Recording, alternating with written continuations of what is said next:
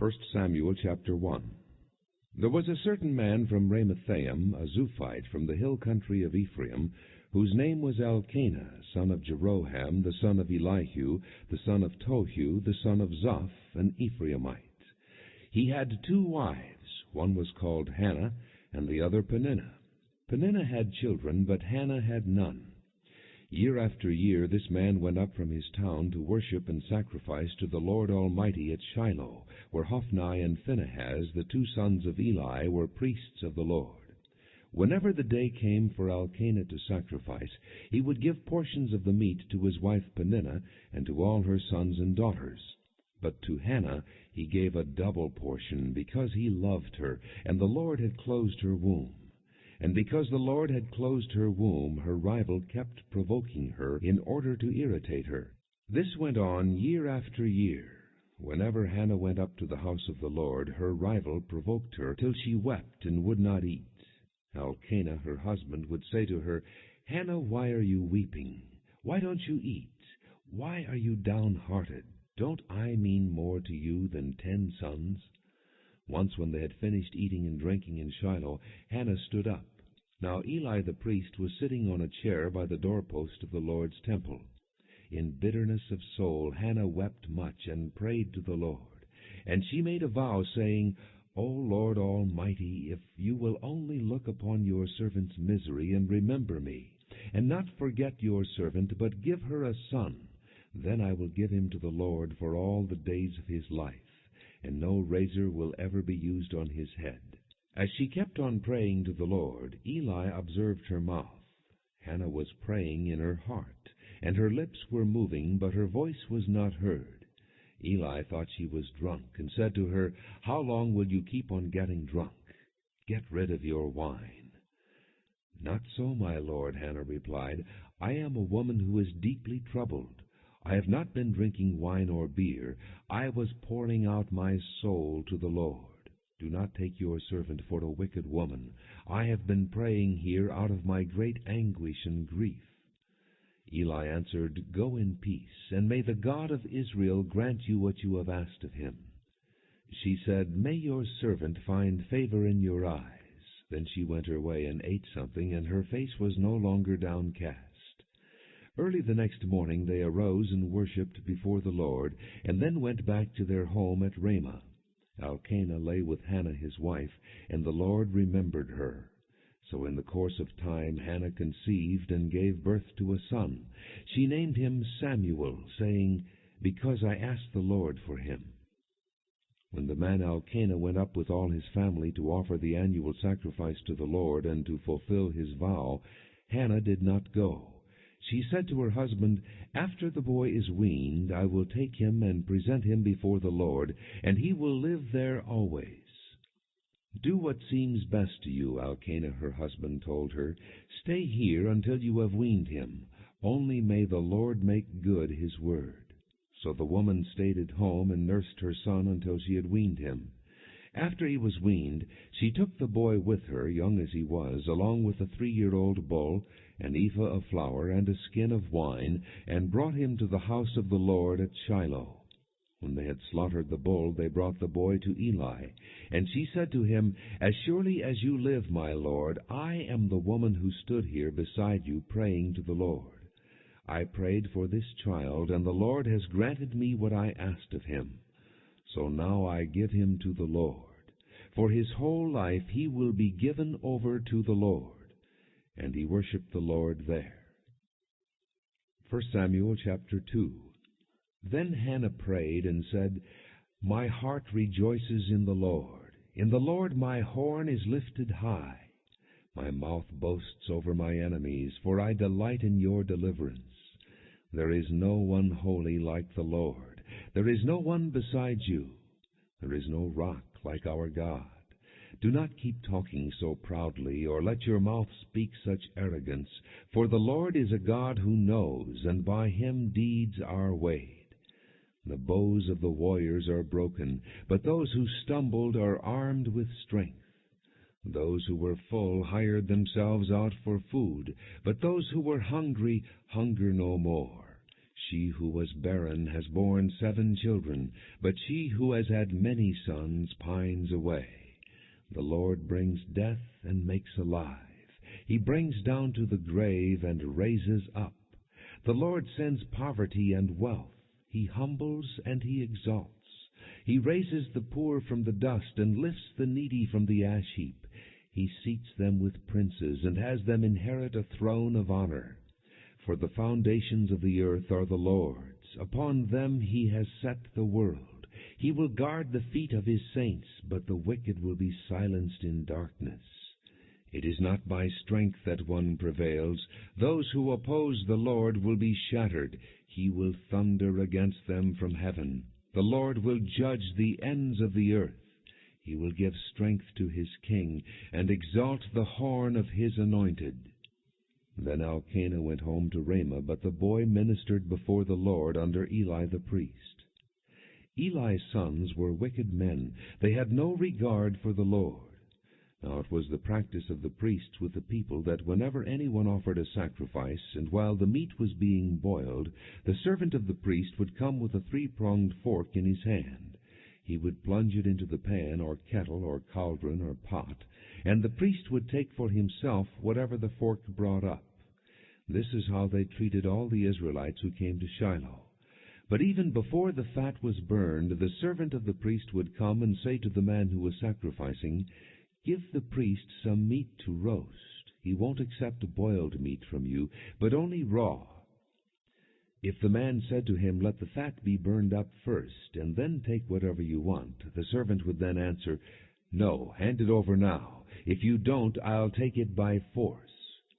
This sin of the young men was very great in the Lord's sight, for they were treating the Lord's offering with contempt. But Samuel was ministering before the Lord, a boy wearing a linen ephod. Each year his mother made him a little robe and took it to him when she went up with her husband to offer the annual sacrifice.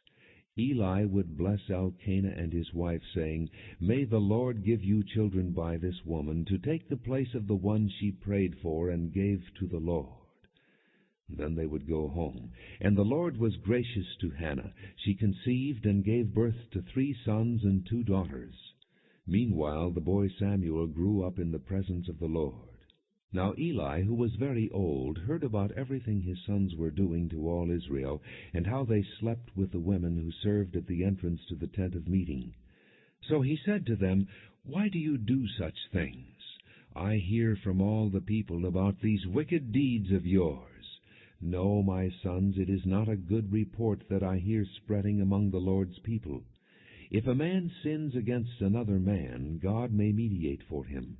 But if a man sins against the Lord, who will intercede for him?"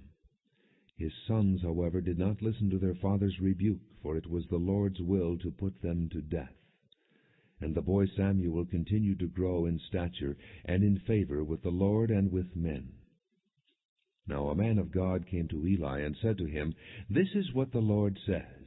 Did I not clearly reveal myself to your father's house when they were in Egypt under Pharaoh? I chose your father out of all the tribes of Israel to be my priest, to go up to my altar, to burn incense, and to wear an ephod in my presence. I also gave your father's house all the offerings made with fire by the Israelites. Why do you scorn my sacrifice and offering that I prescribed for my dwelling? Why do you honor your sons more than me by fattening yourselves on the choice parts of every offering made by my people Israel? Therefore the Lord, the God of Israel, declares, I promised that your house and your father's house would minister before me forever. But now the Lord declares, Far be it from me. Those who honor me I will honor, but those who despise me will be disdained. The time is coming when I will cut short your strength and the strength of your father's house, so that there will not be an old man in your family line, and you will see distress in my dwelling. Although good will be done to Israel, in your family line there will never be an old man. Every one of you that I do not cut off from my altar will be spared only to blind your eyes with tears and to grieve your heart, and all your descendants will die in the prime of life. And what happens to your 2 sons, Hophni and Phinehas, will be a sign to you. They will both die on the same day. I will raise up for myself a faithful priest, who will do according to what is in my heart and mind. I will firmly establish his house, and he will minister before my anointed one always. Then everyone left in your family line will come and bow down before him for a piece of silver and a crust of bread, and plead, 'Appoint me to some priestly office, so I can have food to eat.'" 1 Samuel chapter 3. The boy Samuel ministered before the Lord under Eli. In those days the word of the Lord was rare. There were not many visions. One night Eli, whose eyes were becoming so weak that he could barely see, was lying down in his usual place. The lamp of God had not yet gone out, and Samuel was lying down in the temple of the Lord, where the ark of God was. Then the Lord called Samuel. Samuel answered, "Here I am." And he ran to Eli and said, "Here I am, you called me." But Eli said, "I did not call. Go back and lie down." So he went and lay down. Again the Lord called, "Samuel." And Samuel got up and went to Eli and said, "Here I am, you called me." "My son," Eli said, "I did not call. Go back and lie down." Now Samuel did not yet know the Lord. The word of the Lord had not yet been revealed to him. The Lord called Samuel a third time, and Samuel got up and went to Eli and said, "Here I am. You called me." Then Eli realized that the Lord was calling the boy. So Eli told Samuel, "Go and lie down, and if he calls you, say, 'Speak, Lord, for your servant is listening.'" So Samuel went and lay down in his place. The Lord came and stood there, calling as at the other times, "Samuel, Samuel." And Samuel said, "Speak, for your servant is listening." And the Lord said to Samuel, "See, I am about to do something in Israel that will make the ears of everyone who hears of it tingle.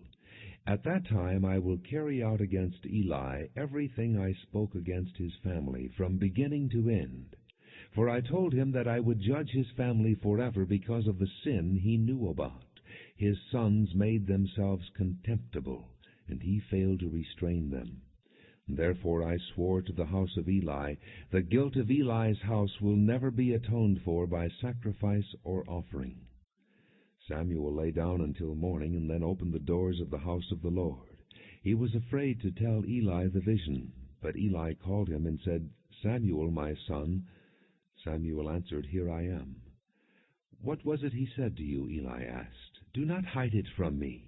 May God deal with you, be it ever so severely, if you hide from me anything he told you." So Samuel told him everything, hiding nothing from him. Then Eli said, "He is the Lord. Let him do what is good in his eyes." The Lord was with Samuel as he grew up, and he let none of his words fall to the ground. And all Israel from Dan to Beersheba recognized that Samuel was attested as a prophet of the Lord. The Lord continued to appear at Shiloh, and there he revealed himself to Samuel through his word. And Samuel's word came to all Israel. 1 Samuel chapter 4. Now the Israelites went out to fight against the Philistines. The Israelites camped at Ebenezer, and the Philistines at Aphek.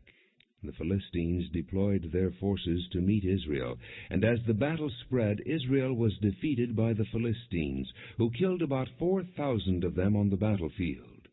When the soldiers returned to camp, the elders of Israel asked, "Why did the Lord bring defeat upon us today before the Philistines? Let us bring the ark of the Lord's covenant from Shiloh, so that it may go with us and save us from the hand of our enemies." So the people sent men to Shiloh, and they brought back the ark of the covenant of the Lord Almighty, who is enthroned between the cherubim. And Eli's 2 sons, Hophni and Phinehas, were there with the ark of the covenant of God.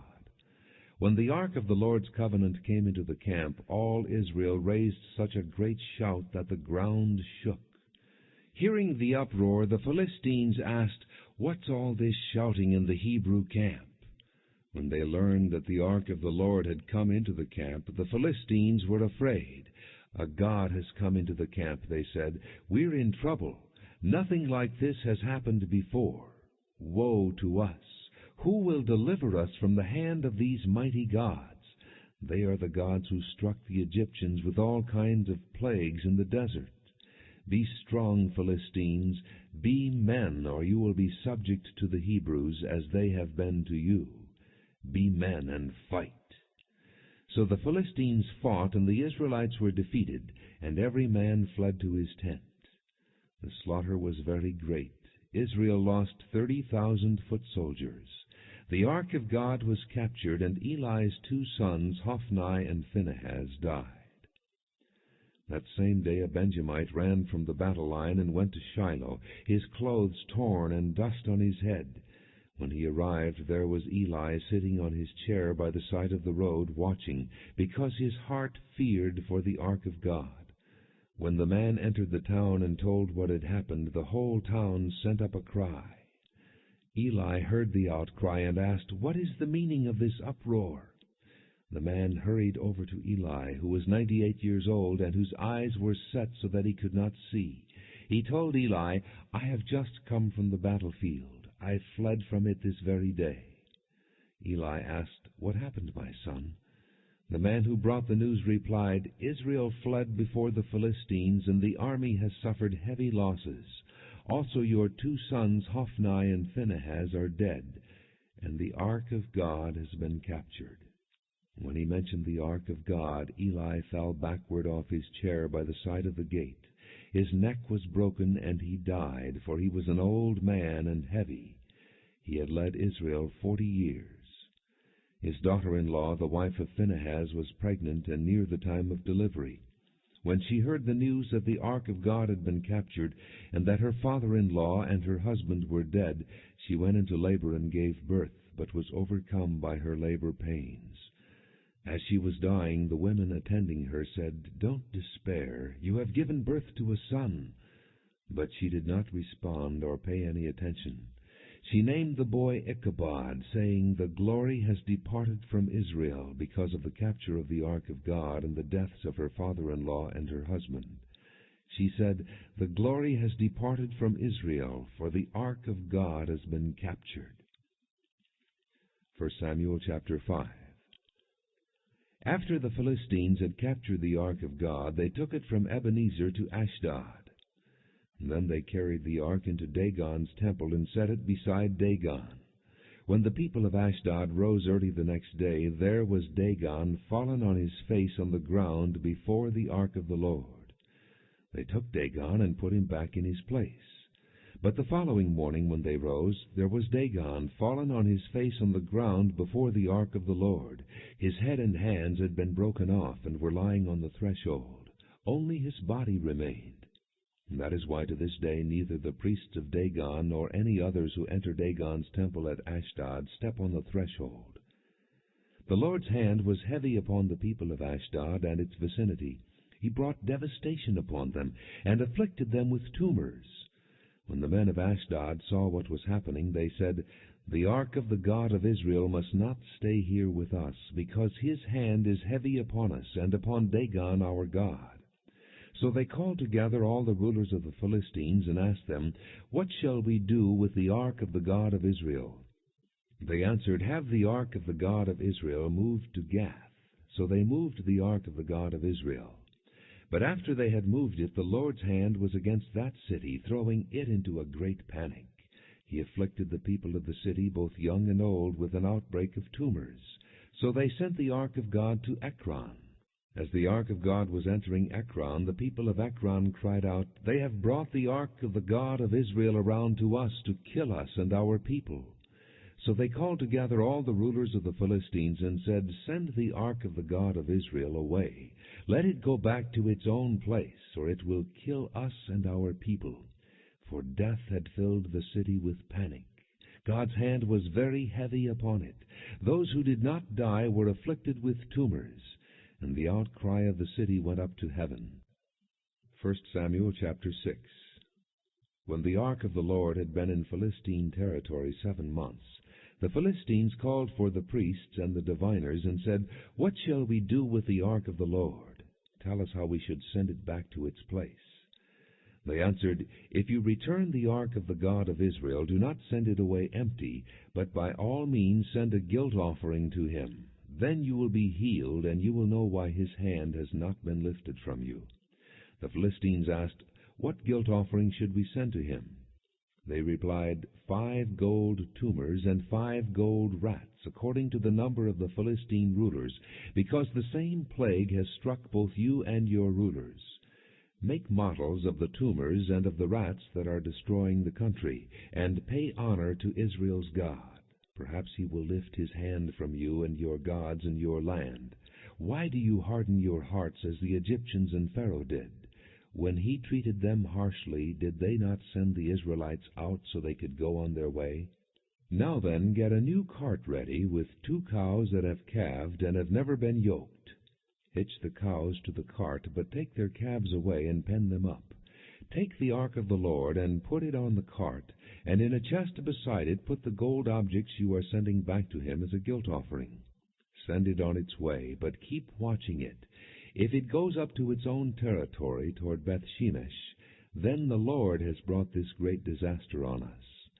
But if it does not, then we will know that it was not his hand that struck us, and that it happened to us by chance. So they did this. They took 2 such cows and hitched them to the cart and penned up their calves. They placed the ark of the Lord on the cart, and along with it the chest containing the gold rats and the models of the tumors. Then the cows went straight up toward Beth-Shemesh, keeping on the road and lowing all the way. They did not turn to the right or to the left. The rulers of the Philistines followed them as far as the border of Beth-Shemesh. Now the people of Beth-Shemesh were harvesting their wheat in the valley, and when they looked up and saw the ark, they rejoiced at the sight. The cart came to the field of Joshua of Beth-Shemesh, and there it stopped beside a large rock. The people chopped up the wood of the cart and sacrificed the cows as a burnt offering to the Lord. The Levites took down the ark of the Lord, together with the chest containing the gold objects, and placed them on the large rock. On that day the people of Beth-Shemesh offered burnt offerings and made sacrifices to the Lord. The 5 rulers of the Philistines saw all this, and then returned that same day to Ekron. These are the gold tumors the Philistines sent as a guilt offering to the Lord, 1 each for Ashdod, Gaza, Ashkelon, Gath, and Ekron.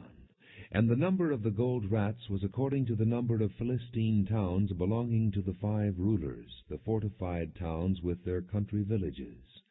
The large rock on which they set the ark of the Lord is a witness to this day in the field of Joshua of Beth-Shemesh.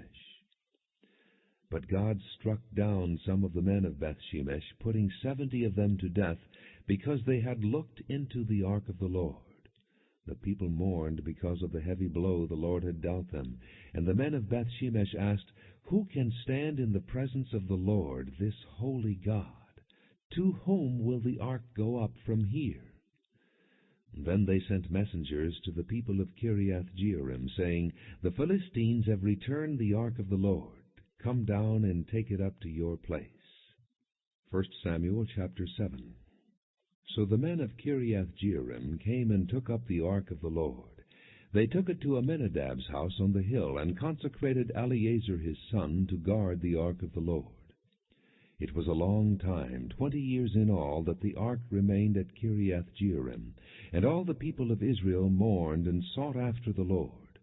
And Samuel said to the whole house of Israel, If you are returning to the Lord with all your hearts, then rid yourselves of the foreign gods and the Ashtoreths, and commit yourselves to the Lord, and serve him only, and he will deliver you out of the hand of the Philistines.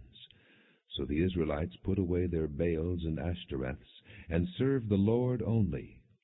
Then Samuel said, Assemble all Israel at Mizpah, and I will intercede with the Lord for you. When they had assembled at Mizpah, they drew water and poured it out before the Lord. On that day they fasted, and there they confessed, We have sinned against the Lord. And Samuel was leader of Israel at Mizpah. When the Philistines heard that Israel had assembled at Mizpah, the rulers of the Philistines came up to attack them. And when the Israelites heard of it, they were afraid because of the Philistines. They said to Samuel, Do not stop crying out to the Lord our God for us, that he may rescue us from the hand of the Philistines. Then Samuel took a suckling lamb and offered it up as a whole burnt offering to the Lord. He cried out to the Lord on Israel's behalf, and the Lord answered him. While Samuel was sacrificing the burnt offering, the Philistines drew near to engage Israel in battle. But that day the Lord thundered with loud thunder against the Philistines, and threw them into such a panic that they were routed before the Israelites. The men of Israel rushed out of Mizpah, and pursued the Philistines, slaughtering them along the way to a point below Beth-kar. Then Samuel took a stone and set it up between Mizpah and Shen. He named it Ebenezer, saying, "Thus far has the Lord helped us." So the Philistines were subdued and did not invade Israelite territory again. Throughout Samuel's lifetime, the hand of the Lord was against the Philistines. The towns from Ekron to Gath that the Philistines had captured from Israel were restored to her, and Israel delivered the neighboring territory from the power of the Philistines. And there was peace between Israel and the Amorites. Samuel continued as judge over Israel all the days of his life. From year to year he went on a circuit from Bethel to Gilgal to Mizpah, judging Israel in all those places. But he always went back to Ramah, where his home was, and there he also judged Israel. And he built an altar there to the Lord. 1 Samuel chapter 8. When Samuel grew old, he appointed his sons as judges for Israel. The name of his firstborn was Joel, and the name of his second was Abijah, and they served at Beersheba. But his sons did not walk in his ways. They turned aside after dishonest gain, and accepted bribes, and perverted justice. So all the elders of Israel gathered together and came to Samuel at Ramah. They said to him, "You are old, and your sons do not walk in your ways. Now appoint a king to lead us, such as all the other nations have." But when they said, "Give us a king to lead us," this displeased Samuel, so he prayed to the Lord. And the Lord told him, "Listen to all that the people are saying to you. It is not you they have rejected, but they have rejected me as their king, as they have done from the day I brought them up out of Egypt until this day, forsaking me and serving other gods, so they are doing to you. Now listen to them, but warn them solemnly, and let them know what the king who will reign over them will do." Samuel told all the words of the Lord to the people who were asking him for a king. He said, "This is what the king who will reign over you will do. He will take your sons and make them serve with his chariots and horses, and they will run in front of his chariots. Some he will assign to be commanders of thousands and commanders of 50s, and others to plow his ground and reap his harvest, and still others to make weapons of war and equipment for his chariots. He will take your daughters to be perfumers and cooks and bakers. He will take the best of your fields and vineyards and olive groves and give them to his attendants. He will take a tenth of your grain and of your vintage and give it to his officials and attendants. Your menservants and maidservants and the best of your cattle and donkeys he will take for his own use. He will take a tenth of your flocks, and you yourselves will become his slaves. When that day comes, you will cry out for relief from the king you have chosen, and the Lord will not answer you in that day." But the people refused to listen to Samuel. "No," they said, "we want a king over us. Then we will be like all the other nations, with a king to lead us and to go out before us and fight our battles." When Samuel heard all that the people said, he repeated it before the Lord. And the Lord answered, "Listen to them, and give them a king." Then Samuel said to the men of Israel, "Every one go back to his town." 1 Samuel chapter 9. There was a Benjamite, a man of standing, whose name was Kish, son of Abiel, the son of Zeror, the son of Bechorath, the son of Aphiah of Benjamin. He had a son named Saul, an impressive young man without equal among the Israelites, a head taller than any of the others. Now the donkeys belonging to Saul's father Kish were lost, and Kish said to his son Saul, "Take one of the servants with you, and go and look for the donkeys." So he passed through the hill country of Ephraim and through the area around Shalisha, but they did not find them. They went on into the district of Shaalim, but the donkeys were not there. Then he passed through the territory of Benjamin, but they did not find them. When they reached the district of Zuph, Saul said to the servant who was with him, "Come, let's go back, or my father will stop thinking about the donkeys and start worrying about us." But the servant replied, "Look, in this town there is a man of God. He is highly respected, and everything he says comes true. Let's go there now. Perhaps he will tell us what way to take." Saul said to his servant, "If we go, what can we give the man? The food in our sacks is gone. We have no gift to take to the man of God. What do we have?" The servant answered him again. "Look," he said, "I have a quarter of a shekel of silver. I will give it to the man of God, so that he will tell us what way to take." Formerly in Israel, if a man went to inquire of God, he would say, "Come, let us go to the seer," because the prophet of today used to be called a seer. "Good," Saul said to his servant, "come, let's go." So they set out for the town where the man of God was. As they were going up the hill to the town, they met some girls coming out to draw water, and they asked them, "Is the seer here?" "He is," they answered. "He's ahead of you. Hurry now. He has just come to our town today, for the people have a sacrifice at the high place. As soon as you enter the town, you will find him before he goes up to the high place to eat. The people will not begin eating until he comes, because he must bless the sacrifice. Afterward, those who are invited will eat. Go up now. You should find him about this time." They went up to the town, and as they were entering it, there was Samuel coming toward them on his way up to the high place. Now the day before Saul came, the Lord had revealed this to Samuel: "About this time tomorrow I will send you a man from the land of Benjamin. Anoint him leader over my people Israel. He will deliver my people from the hand of the Philistines. I have looked upon my people, for their cry has reached me." When Samuel caught sight of Saul, the Lord said to him, "This is the man I spoke to you about. He will govern my people." Saul approached Samuel in the gateway and asked, "Would you please tell me where the seer's house is?" "I am the seer," Samuel replied. "Go up ahead of me to the high place, for today you are to eat with me, and in the morning I will let you go and will tell you all that is in your heart. As for the donkeys you lost 3 days ago, do not worry about them. They have been found. And to whom is all the desire of Israel turned, if not to you and all your father's family?" Saul answered, "But am I not a Benjamite from the smallest tribe of Israel, and is not my clan the least of all the clans of the tribe of Benjamin? Why do you say such a thing to me?" Then Samuel brought Saul and his servant into the hall, and seated them at the head of those who were invited, about 30 in number. Samuel said to the cook, "Bring the piece of meat I gave you, the one I told you to lay aside." So the cook took up the leg with what was on it, and set it in front of Saul. Samuel said, "Here is what has been kept for you. Eat, because it was set aside for you for this occasion, from the time I said, 'I have invited guests.'" And Saul dined with Samuel that day. After they came down from the high place to the town, Samuel talked with Saul on the roof of his house. They rose about daybreak, and Samuel called to Saul on the roof, "Get ready, and I will send you on your way." When Saul got ready, he and Samuel went outside together.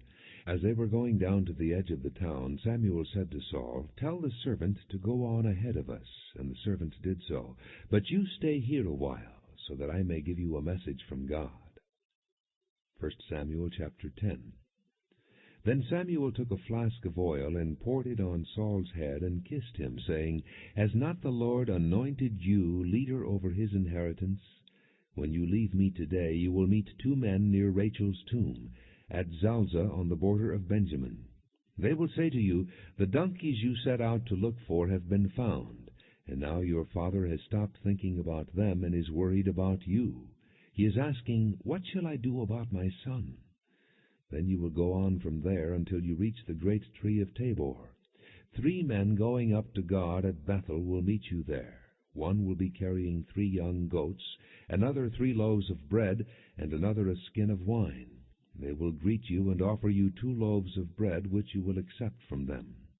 After that you will go to Gibeah of God, where there is a Philistine outpost.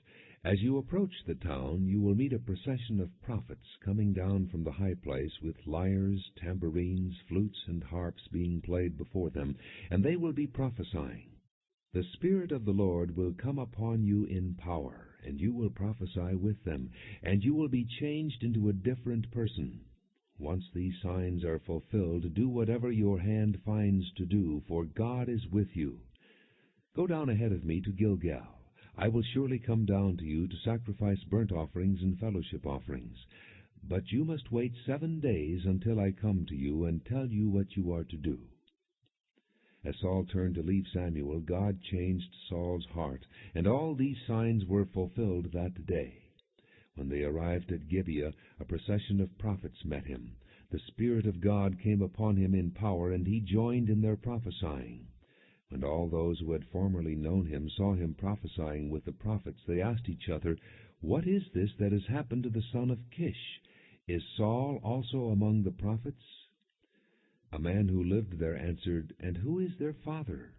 So it became a saying, "Is Saul also among the prophets?" After Saul stopped prophesying, he went to the high place.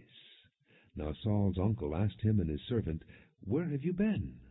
"Looking for the donkeys," he said, "but when we saw they were not to be found, we went to Samuel." Saul's uncle said, "Tell me what Samuel said to you." Saul replied, "He assured us that the donkeys had been found." But he did not tell his uncle what Samuel had said about the kingship. Samuel summoned the people of Israel to the Lord at Mizpah, and said to them, "This is what the Lord, the God of Israel, says. I brought Israel up out of Egypt, and I delivered you from the power of Egypt and all the kingdoms that oppressed you. But you have now rejected your God, who saves you out of all your calamities and distresses.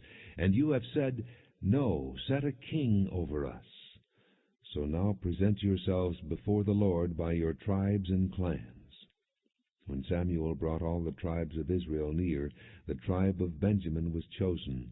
Then he brought forward the tribe of Benjamin, clan by clan, and Matri's clan was chosen. Finally Saul, son of Kish, was chosen. But when they looked for him, he was not to be found. So they inquired further of the Lord, "Has the man come here yet?" And the Lord said, "Yes, he has hidden himself among the baggage."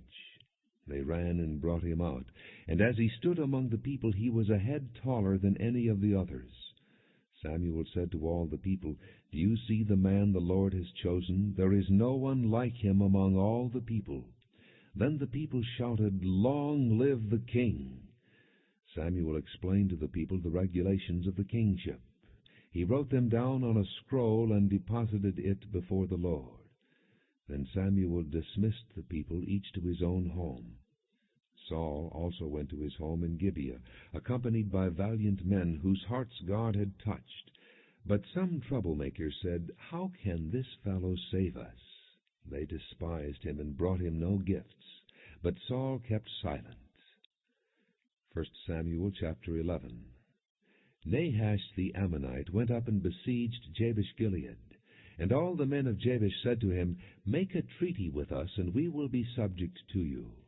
But Nahash the Ammonite replied, "I will make a treaty with you only on the condition that I gouge out the right eye of every one of you, and so bring disgrace on all Israel." The elders of Jabesh said to him, "Give us 7 days, so we can send messengers throughout Israel. If no one comes to rescue us, we will surrender to you." When the messengers came to Gibeah of Saul, and reported these terms to the people, they all wept aloud. Just then Saul was returning from the fields behind his oxen, and he asked, "What is wrong with the people? Why are they weeping?" Then they repeated to him what the men of Jabesh had said. When Saul heard their words, the Spirit of God came upon him in power, and he burned with anger. He took a pair of oxen, cut them into pieces, and sent the pieces by messengers throughout Israel, proclaiming, "This is what will be done to the oxen of anyone who does not follow Saul and Samuel." Then the terror of the Lord fell on the people, and they turned out as one man. When Saul mustered them at Bezek, the men of Israel numbered 300,000, and the men of Judah 30,000. They told the messengers who had come, "Say to the men of Jabesh-Gilead, by the time the sun is hot tomorrow, you will be delivered." When the messengers went and reported this to the men of Jabesh, they were elated. They said to the Ammonites, "Tomorrow we will surrender to you, and you can do to us whatever seems good to you." The next day Saul separated his men into 3 divisions. During the last watch of the night they broke into the camp of the Ammonites and slaughtered them until the heat of the day. Those who survived were scattered, so that no 2 of them were left together. The people then said to Samuel, "Who was it that asked, 'Shall Saul reign over us?' Bring these men to us, and we will put them to death." But Saul said, "No one shall be put to death today, for this day the Lord has rescued Israel." Then Samuel said to the people, "Come, let us go to Gilgal, and there reaffirm the kingship." So all the people went to Gilgal, and confirmed Saul as king in the presence of the Lord. And there they sacrificed fellowship offerings before the Lord, and Saul and all the Israelites held a great celebration. 1 Samuel chapter 12. Samuel said to all Israel, "I have listened to everything you said to me, and have set a king over you. Now you have a king as your leader. As for me, I am old and gray, and my sons are here with you. I have been your leader from my youth until this day. Here I stand. Testify against me in the presence of the Lord and his anointed. Whose ox have I taken? Whose donkey have I taken? Whom have I cheated? Whom have I oppressed? From whose hand have I accepted a bribe to make me shut my eyes? If I have done any of these, I will make it right." "You have not cheated or oppressed us," they replied. "You have not taken anything from anyone's hand." Samuel said to them, "The Lord is witness against you, and also his anointed is witness this day, that you have not found anything in my hand." "He is witness," they said. Then Samuel said to the people, "It is the Lord who appointed Moses and Aaron and brought your forefathers up out of Egypt. Now then, stand here, because I am going to confront you with evidence before the Lord as to all the righteous acts performed by the Lord for you and your fathers." After Jacob entered Egypt, they cried to the Lord for help, and the Lord sent Moses and Aaron, who brought your forefathers out of Egypt and settled them in this place. But they forgot the Lord their God, so he sold them into the hand of Sisera, the commander of the army of Hazor, and into the hands of the Philistines and the king of Moab, who fought against them. They cried out to the Lord and said, "We have sinned. We have forsaken the Lord and served the Baals and the Ashtoreths. But now deliver us from the hands of our enemies, and we will serve you." Then the Lord sent Jerubbaal, Barak, Jephthah, and Samuel, and he delivered you from the hands of your enemies on every side, so that you lived securely. But when you saw that Nahash, king of the Ammonites, was moving against you, you said to me, "No, we want a king to rule over us, even though the Lord your God was your king. Now here is the king you have chosen, the one you asked for. See, the Lord has set a king over you. If you fear the Lord and serve and obey him, and do not rebel against his commands, and if both you and the king who reigns over you follow the Lord your God, good. But if you do not obey the Lord, and if you rebel against his commands, his hand will be against you, as it was against your fathers. Now then, stand still and see this great thing the Lord is about to do before your eyes. Is it not wheat harvest now? I will call upon the Lord to send thunder and rain, and you will realize what an evil thing you did in the eyes of the Lord when you asked for a king." Then Samuel called upon the Lord, and that same day the Lord sent thunder and rain. So all the people stood in awe of the Lord and of Samuel. The people all said to Samuel, "Pray to the Lord your God for your servants, so that we will not die. For we have added to all our other sins the evil of asking for a king." "Do not be afraid," Samuel replied. "You have done all this evil. Yet do not turn away from the Lord, but serve the Lord with all your heart. Do not turn away after useless idols. They can do you no good, nor can they rescue you, because they are useless. For the sake of his great name, the Lord will not reject his people, because the Lord was pleased to make you his own. As for me, far be it from me that I should sin against the Lord by failing to pray for you. And I will teach you the way that is good and right. But be sure to fear the Lord and serve him faithfully with all your heart. Consider what great things he has done for you. Yet if you persist in doing evil, both you and your king will be swept away. 1 Samuel chapter 13. Saul was 30 years old when he became king, and he reigned over Israel 42 years. Saul chose 3,000 men from Israel. 2,000 were with him at Michmash and in the hill country of Bethel, and 1,000 were with Jonathan at Gibeah in Benjamin. The rest of the men he sent back to their homes. Jonathan attacked the Philistine outpost at Geba, and the Philistines heard about it. Then Saul had the trumpet blown throughout the land, and said, "Let the Hebrews hear." So all Israel heard the news. Saul has attacked the Philistine outpost, and now Israel has become a stench to the Philistines. And the people were summoned to join Saul at Gilgal. The Philistines assembled to fight Israel with 3,000 chariots, 6,000 charioteers, and soldiers as numerous as the sand on the seashore. They went up and camped at Michmash, east of Bethaven. When the men of Israel saw that their situation was critical and that their army was hard-pressed, they hid in caves and thickets, among the rocks, and in pits and cisterns. Some Hebrews even crossed the Jordan to the land of Gad and Gilead. Saul remained at Gilgal, and all the troops with him were quaking with fear. He waited 7 days, the time set by Samuel, but Samuel did not come to Gilgal, and Saul's men began to scatter. So he said, "Bring me the burnt offering and the fellowship offerings." And Saul offered up the burnt offering. Just as he finished making the offering, Samuel arrived, and Saul went out to greet him. "What have you done?" asked Samuel. Saul replied, "When I saw that the men were scattering, and that you did not come at the set time, and that the Philistines were assembling at Michmash, I thought, now the Philistines will come down against me at Gilgal, and I have not sought the Lord's favor. So I felt compelled to offer the burnt offering."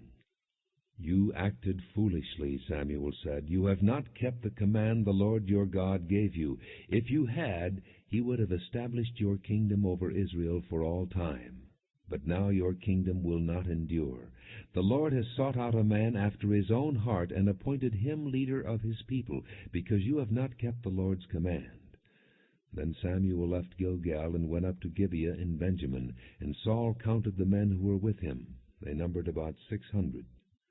Saul and his son Jonathan and the men with them were staying in Gibeah in Benjamin, while the Philistines camped at Michmash. Raiding parties went out from the Philistine camp in 3 detachments. One turned toward Ophrah in the vicinity of Shual, another toward Beth-horon, and the third toward the borderland overlooking the valley of Zeboim facing the desert. Not a blacksmith could be found in the whole land of Israel, because the Philistines had said, "Otherwise the Hebrews will make swords or spears." So all Israel went down to the Philistines to have their plowshares, mattocks, axes, and sickles sharpened.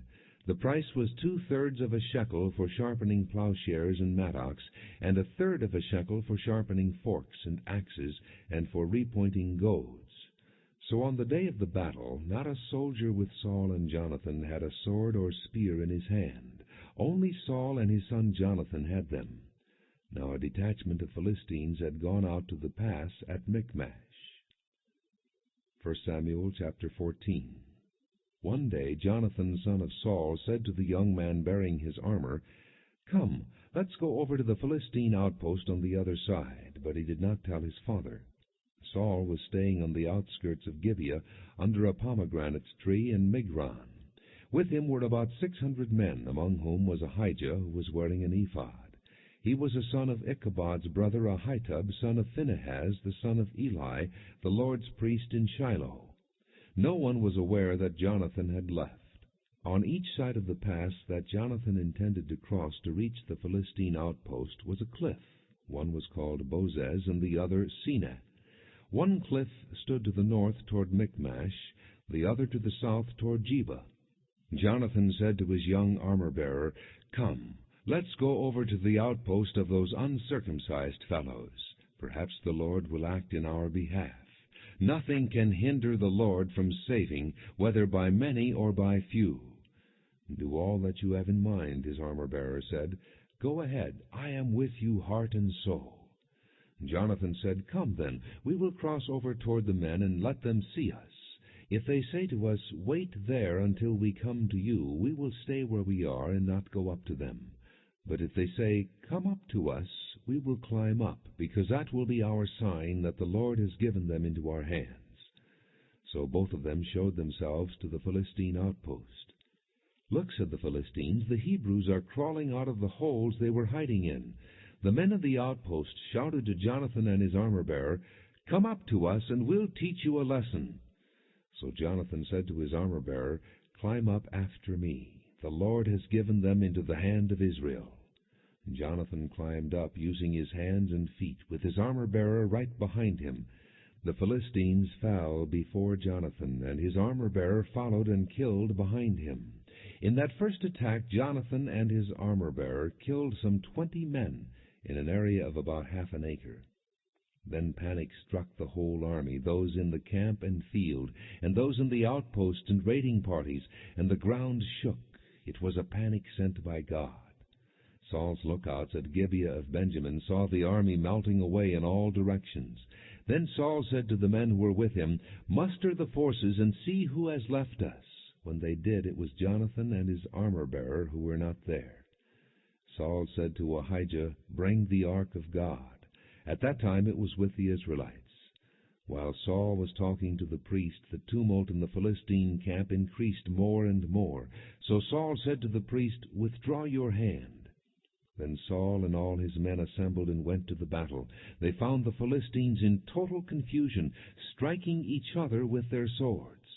Those Hebrews who had previously been with the Philistines and had gone up with them to their camp went over to the Israelites who were with Saul and Jonathan. When all the Israelites who had hidden in the hill country of Ephraim heard that the Philistines were on the run, they joined the battle in hot pursuit. So the Lord rescued Israel that day, and the battle moved on beyond Beth-aven. Now the men of Israel were in distress that day, because Saul had bound the people under an oath, saying, "Cursed be any man who eats food before evening comes, before I have avenged myself on my enemies." So none of the troops tasted food. The entire army entered the woods, and there was honey on the ground. When they went into the woods, they saw the honey oozing out, yet no one put his hand to his mouth, because they feared the oath. But Jonathan had not heard that his father had bound the people with the oath. So he reached out the end of the staff that was in his hand and dipped it into the honeycomb. He raised his hand to his mouth, and his eyes brightened. Then one of the soldiers told him, "Your father bound the army under a strict oath, saying, 'Cursed be any man who eats food today.' That is why the men are faint." Jonathan said, "My father has made trouble for the country. See how my eyes brightened when I tasted a little of this honey. How much better it would have been if the men had eaten today some of the plunder they took from their enemies. Would not the slaughter of the Philistines have been even greater?"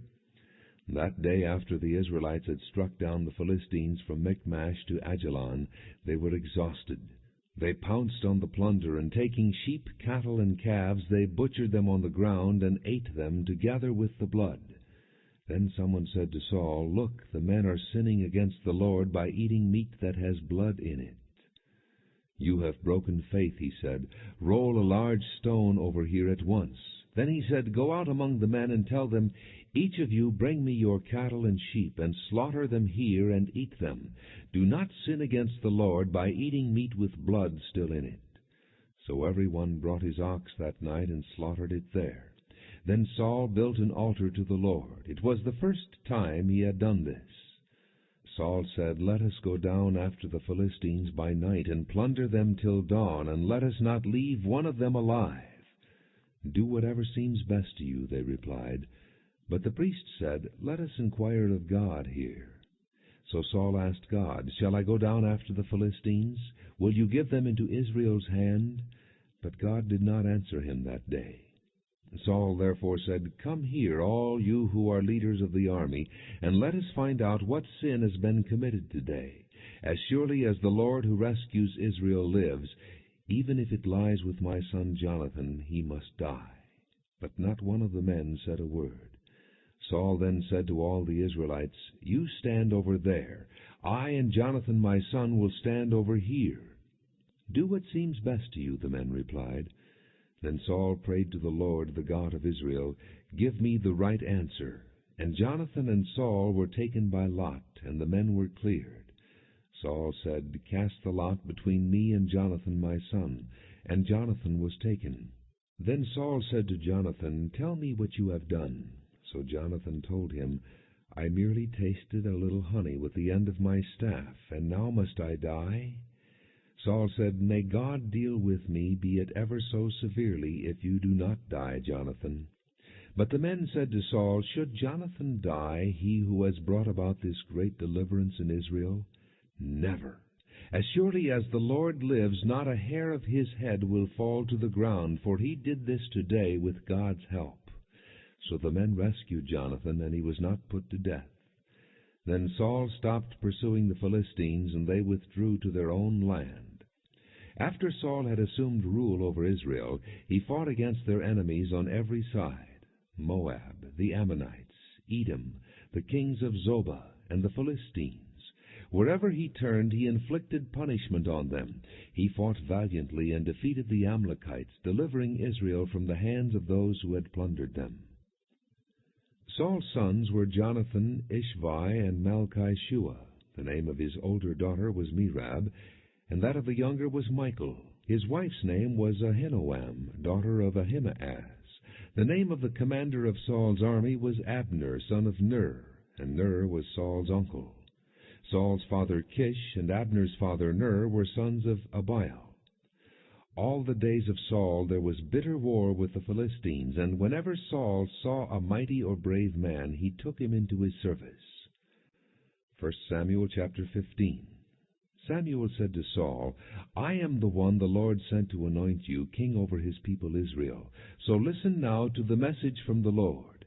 This is what the Lord Almighty says: I will punish the Amalekites for what they did to Israel when they waylaid them as they came up from Egypt. Now go, attack the Amalekites, and totally destroy everything that belongs to them. Do not spare them. Put to death men and women, children and infants, cattle and sheep, camels and donkeys." So Saul summoned the men and mustered them at Telaim, 200,000 foot soldiers and 10,000 men from Judah. Saul went to the city of Amalek and set an ambush in the ravine. Then he said to the Kenites, "Go away. Leave the Amalekites, so that I do not destroy you along with them, for you showed kindness to all the Israelites when they came up out of Egypt." So the Kenites moved away from the Amalekites. Then Saul attacked the Amalekites all the way from Havilah to Shur, to the east of Egypt.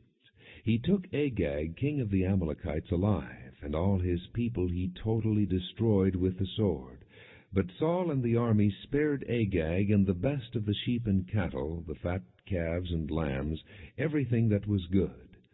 These they were unwilling to destroy completely, but everything that was despised and weak they totally destroyed. Then the word of the Lord came to Samuel: "I am grieved that I have made Saul king, because he has turned away from me and has not carried out my instructions." Samuel was troubled, and he cried out to the Lord all that night. Early in the morning Samuel got up and went to meet Saul, but he was told, "Saul has gone to Carmel. There he has set up a monument in his own honor, and has turned and gone on down to Gilgal." When Samuel reached him, Saul said, "The Lord bless you. I have carried out the Lord's instructions." But Samuel said, "What then is this bleating of sheep in my ears? What is this lowing of cattle that I hear?" Saul answered, "The soldiers brought them from the Amalekites. They spared the best of the sheep and cattle to sacrifice to the Lord your God, but we totally destroyed the rest." "Stop," Samuel said to Saul. "Let me tell you what the Lord said to me last night." "Tell me," Saul replied. Samuel said, "Although you were once small in your own eyes, did you not become the head of the tribes of Israel? The Lord anointed you king over Israel. And he sent you on a mission, saying, 'Go and completely destroy those wicked people, the Amalekites. Make war on them until you have wiped them out.' Why did you not obey the Lord? Why did you pounce on the plunder and do evil in the eyes of the Lord?" "But I did obey the Lord," Saul said. "I went on the mission the Lord assigned me. I completely destroyed the Amalekites and brought back Agag their king." The soldiers took sheep and cattle from the plunder, the best of what was devoted to God, in order to sacrifice them to the Lord your God at Gilgal. But Samuel replied, "Does the Lord delight in burnt offerings and sacrifices as much as in obeying the voice of the Lord? To obey is better than sacrifice, and to heed is better than the fat of rams. For rebellion is like the sin of divination, and arrogance like the evil of idolatry. Because you have rejected the word of the Lord, he has rejected you as king." Then Saul said to Samuel, "I have sinned. I violated the Lord's command and your instructions. I was afraid of the people, and so I gave in to them. Now I beg you, forgive my sin, and come back with me, so that I may worship the Lord." But Samuel said to him, "I will not go back with you. You have rejected the word of the Lord, and the Lord has rejected you as king over Israel." As Samuel turned to leave, Saul caught hold of the hem of his robe, and it tore. Samuel said to him, "The Lord has torn the kingdom of Israel from you today, and has given it to one of your neighbors, to one better than you. He who is the glory of Israel does not lie or change his mind, for he is not a man that he should change his mind." Saul replied, "I have sinned. But please honor me before the elders of my people and before Israel. Come back with me, so that I may worship the Lord your God." So Samuel went back with Saul, and Saul worshipped the Lord. Then Samuel said, "Bring me Agag, king of the Amalekites." Agag came to him confidently, thinking, "Surely the bitterness of death is past." But Samuel said, "As your sword has made women childless, so will your mother be childless among women." And Samuel put Agag to death before the Lord at Gilgal. Then Samuel left for Ramah, but Saul went up to his home in Gibeah of Saul. Until the day Samuel died, he did not go to see Saul again, though Samuel mourned for him. And the Lord was grieved that he had made Saul king over Israel. 1 Samuel chapter 16. The Lord said to Samuel, "How long will you mourn for Saul, since I have rejected him as king over Israel? Fill your horn with oil, and be on your way. I am sending you to Jesse of Bethlehem. I have chosen one of his sons to be king." But Samuel said, "How can I go? Saul will hear about it and kill me." The Lord said, "Take a heifer with you, and say, 'I have come to sacrifice to the Lord.' Invite Jesse to the sacrifice, and I will show you what to do. You are to anoint for me the one I indicate." Samuel did what the Lord said. When he arrived at Bethlehem, the elders of the town trembled when they met him. They asked, "Do you come in peace?" Samuel replied, "Yes, in peace. I have come to sacrifice to the Lord. Consecrate yourselves and come to the sacrifice with me." Then he consecrated Jesse and his sons and invited them to the sacrifice. When they arrived, Samuel saw Eliab and thought, "Surely the Lord's anointed stands here before the Lord." But the Lord said to Samuel, "Do not consider his appearance or his height, for I have rejected him. The Lord does not look at the things man looks at. Man looks at the outward appearance, but the Lord looks at the heart." Then Jesse called Abinadab and had him pass in front of Samuel. But Samuel said, "The Lord has not chosen this one either." Jesse then had Shammah pass by. But Samuel said, "Nor has the Lord chosen this one." Jesse had 7 of his sons pass before Samuel. But Samuel said to him, "The Lord has not chosen these." So he asked Jesse, "Are these all the sons you have?" "There is still the youngest," Jesse answered, "but he is tending the sheep."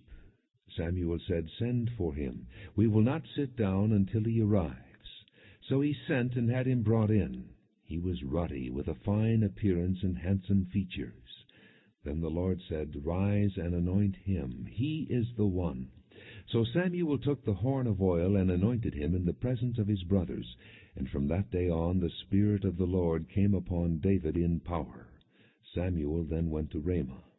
Now the Spirit of the Lord had departed from Saul, and an evil spirit from the Lord tormented him. Saul's attendant said to him, "See, an evil spirit from God is tormenting you. Let our Lord command his servants here to search for someone who can play the harp.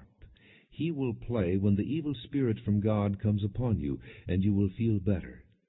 So Saul said to his attendants, "Find someone who plays well and bring him to me."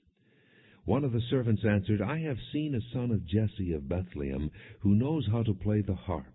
He is a brave man and a warrior. He speaks well and is a fine-looking man, and the Lord is with him." Then Saul sent messengers to Jesse and said, "Send me your son David, who is with the sheep." So Jesse took a donkey loaded with bread, a skin of wine, and a young goat, and sent them with his son David to Saul. David came to Saul and entered his service. Saul liked him very much, and David became one of his armor-bearers. Then Saul sent word to Jesse, saying, "Allow David to remain in my service, for I am pleased with him." Whenever the Spirit from God came upon Saul, David would take his harp and play. Then relief would come to Saul. He would feel better, and the evil spirit would leave him. 1 Samuel chapter 17. Now the Philistines gathered their forces for war, and assembled at Socoh in Judah. They pitched camp at Ephes-dammim between Socoh and Azekah. Saul and the Israelites assembled and camped in the valley of Elah, and drew up their battle line to meet the Philistines. The Philistines occupied one hill and the Israelites another, with the valley between them. A champion named Goliath, who was from Gath, came out of the Philistine camp. He was over 9 feet tall. He had a bronze helmet on his head and wore a coat of scale armor of bronze weighing 5,000 shekels. On his legs he wore bronze greaves, and a bronze javelin was slung on his back. His spear shaft was like a weaver's rod, and its iron point weighed 600 shekels. His shield-bearer went ahead of him. Goliath stood and shouted to the ranks of Israel, "Why do you come out and line up for battle? Am I not a Philistine, and are you not the servants of Saul? Choose a man and have him come down to me. If he is able to fight and kill me, we will become your subjects. But if I overcome him and kill him, you will become our subjects and serve us." Then the Philistine said, "This day I defy the ranks of Israel. Give me a man, and let us fight each other." On hearing the Philistine's words, Saul and all the Israelites were dismayed and terrified. Now David was the son of an Ephrathite named Jesse, who was from Bethlehem in Judah. Jesse had 8 sons, and in Saul's time he was old and well advanced in years. Jesse's 3 oldest sons had followed Saul to the war. The firstborn was Eliab, the second Abinadab, and the third Shammah. David was the youngest. The 3 oldest followed Saul, but David went back and forth from Saul to tend his father's sheep at Bethlehem. For 40 days the Philistine came forward every morning and evening and took his stand. Now Jesse said to his son David, "Take this ephah of roasted grain and these 10 loaves of bread for your brothers, and hurry to their camp. Take along these 10 cheeses to the commander of their unit. See how your brothers are, and bring back some assurance from them. They are with Saul and all the men of Israel in the valley of Elah, fighting against the Philistines." Early in the morning David left the flock with a shepherd, loaded up, and set out as Jesse had directed. He reached the camp as the army was going out to its battle positions, shouting the war cry. Israel and the Philistines were drawing up their lines facing each other. David left his things with the keeper of supplies, ran to the battle lines, and greeted his brothers. As he was talking with them, Goliath, the Philistine champion from Gath, stepped out from his lines and shouted his usual defiance, and David heard it. When the Israelites saw the man, they all ran from him in great fear. Now the Israelites had been saying, "Do you see how this man keeps coming out? He comes out to defy Israel. The king will give great wealth to the man who kills him. He will also give him his daughter in marriage, and will exempt his father's family from taxes in Israel." David asked the men standing near him, "What will be done for the man who kills this Philistine and removes this disgrace from Israel? Who is this uncircumcised Philistine, that he should defy the armies of the living God?" They repeated to him what they had been saying, and told him, "This is what will be done for the man who kills him." When Eliab, David's oldest brother, heard him speaking with the men, he burned with anger at him and asked, "Why have you come down here? And with whom did you leave those few sheep in the desert?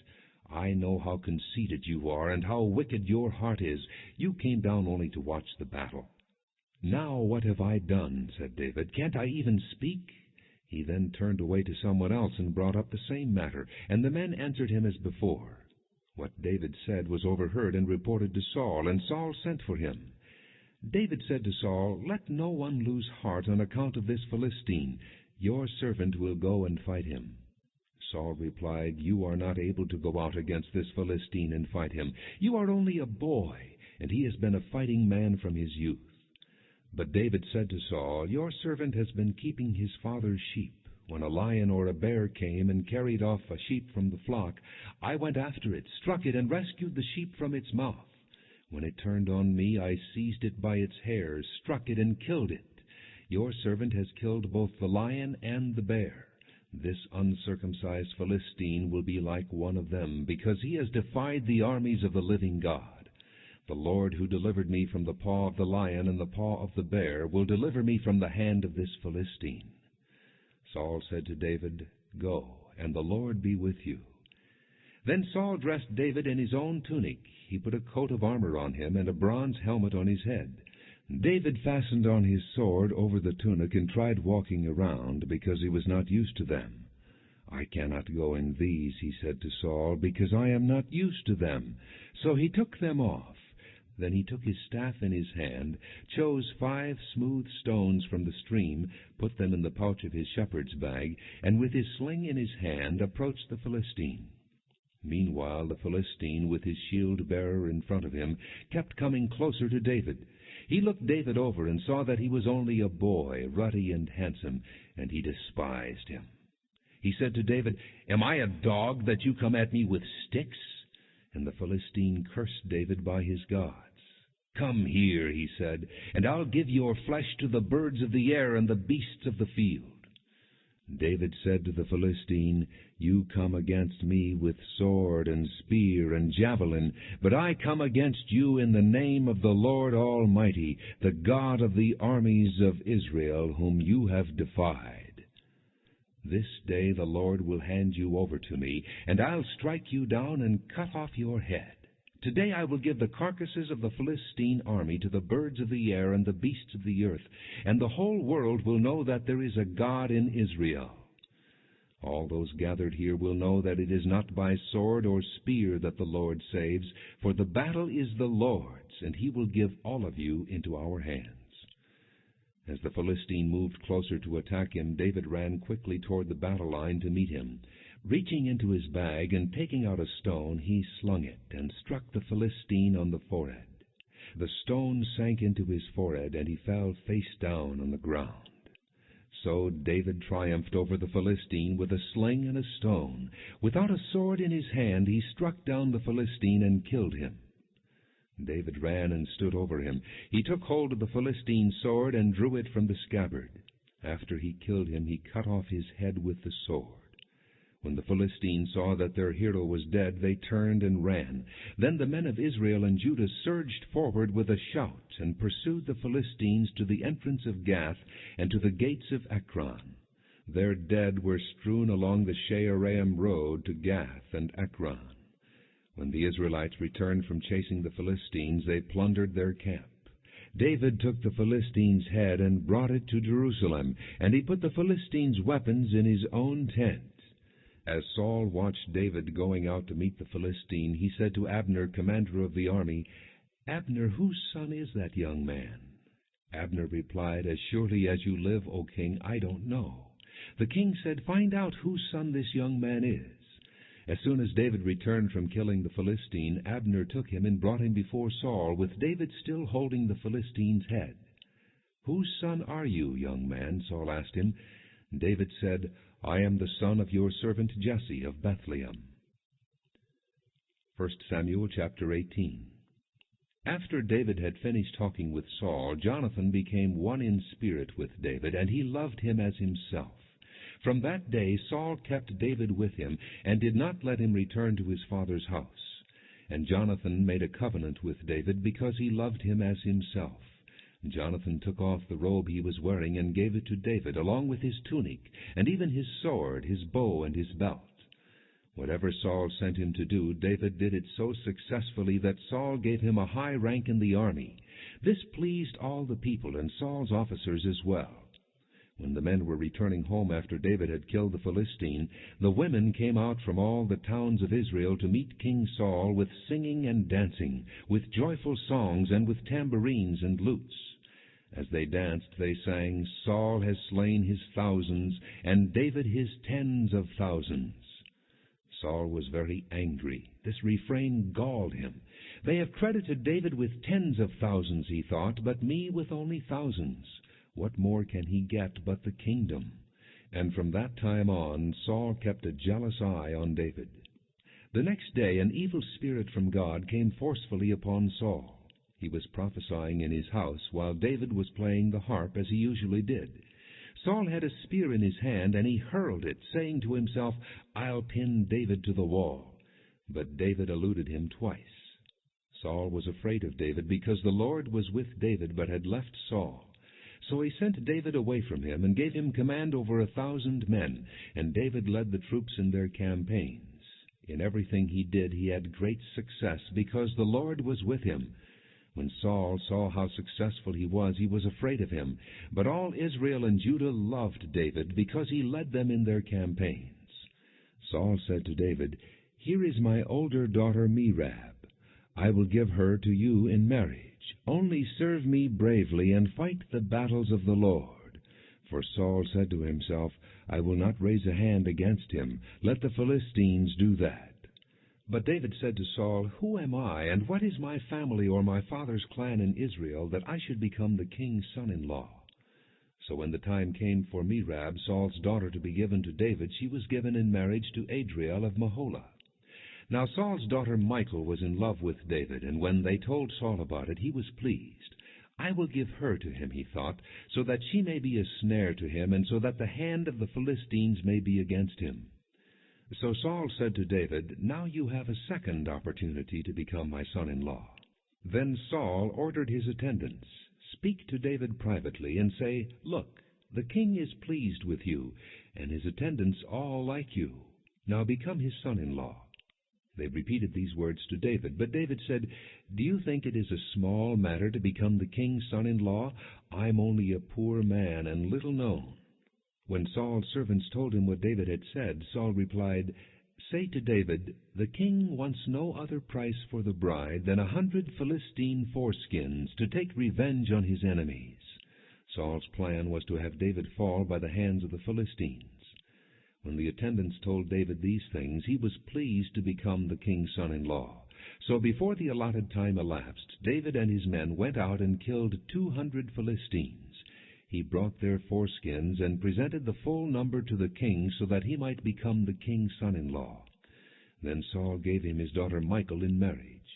When Saul realized that the Lord was with David and that his daughter Michal loved David, Saul became still more afraid of him, and he remained his enemy the rest of his days. The Philistine commanders continued to go out to battle, and as often as they did, David met with more success than the rest of Saul's officers, and his name became well known. 1 Samuel chapter 19. Saul told his son Jonathan and all the attendants to kill David. But Jonathan was very fond of David and warned him, "My father Saul is looking for a chance to kill you. Be on your guard tomorrow morning. Go into hiding and stay there. I will go out and stand with my father in the field where you are. I'll speak to him about you and will tell you what I find out." Jonathan spoke well of David to Saul his father and said to him, "Let not the king do wrong to his servant David. He has not wronged you, and what he has done has benefited you greatly. He took his life in his hands when he killed the Philistine. The Lord won a great victory for all Israel, and you saw it and were glad. Why then would you do wrong to an innocent man like David by killing him for no reason?" Saul listened to Jonathan and took this oath, "As surely as the Lord lives, David will not be put to death." So Jonathan called David and told him the whole conversation. He brought him to Saul, and David was with Saul as before. Once more war broke out, and David went out and fought the Philistines. He struck them with such force that they fled before him. But an evil spirit from the Lord came upon Saul as he was sitting in his house with his spear in his hand. While David was playing the harp, Saul tried to pin him to the wall with his spear. But David eluded him as Saul drove the spear into the wall. That night David made good his escape. Saul sent men to David's house to watch it and to kill him in the morning. But Michal, David's wife, warned him, "If you don't run for your life tonight, tomorrow you will be killed." So Michal let David down through a window, and he fled and escaped. Then Michal took an idol and laid it on the bed, covering it with a garment and putting some goat's hair at the head. When Saul sent the men to capture David, Michal said, "He is ill." Then Saul sent the men back to see David and told them, "Bring him up to me in his bed so that I may kill him." But when the men entered, there was the idol in the bed, and at the head was some goat's hair. Saul said to Michal, "Why did you deceive me like this and send my enemy away so that he escaped?" Michal told him, "He said to me, 'Let me get away. Why should I kill you?'" When David had fled and made his escape, he went to Samuel at Ramah and told him all that Saul had done to him. Then he and Samuel went to Naioth and stayed there. Word came to Saul, "David is in Naioth at Ramah." So he sent men to capture him. But when they saw a group of prophets prophesying, with Samuel standing there as their leader, the Spirit of God came upon Saul's men, and they also prophesied. Saul was told about it, and he sent more men, and they prophesied too. Saul sent men a third time, and they also prophesied. Finally he himself left for Ramah and went to the great cistern at Secu. And he asked, "Where are Samuel and David?" "Over in Naioth at Ramah," they said. So Saul went to Naioth at Ramah. But the Spirit of God came even upon him, and he walked along prophesying until he came to Naioth. He stripped off his robes and also prophesied in Samuel's presence. He lay that way all that day and night. This is why people say, "Is Saul also among the prophets?" 1 Samuel chapter 20. Then David fled from Naioth at Ramah and went to Jonathan and asked, "What have I done? What is my crime? How have I wronged your father that he is trying to take my life?"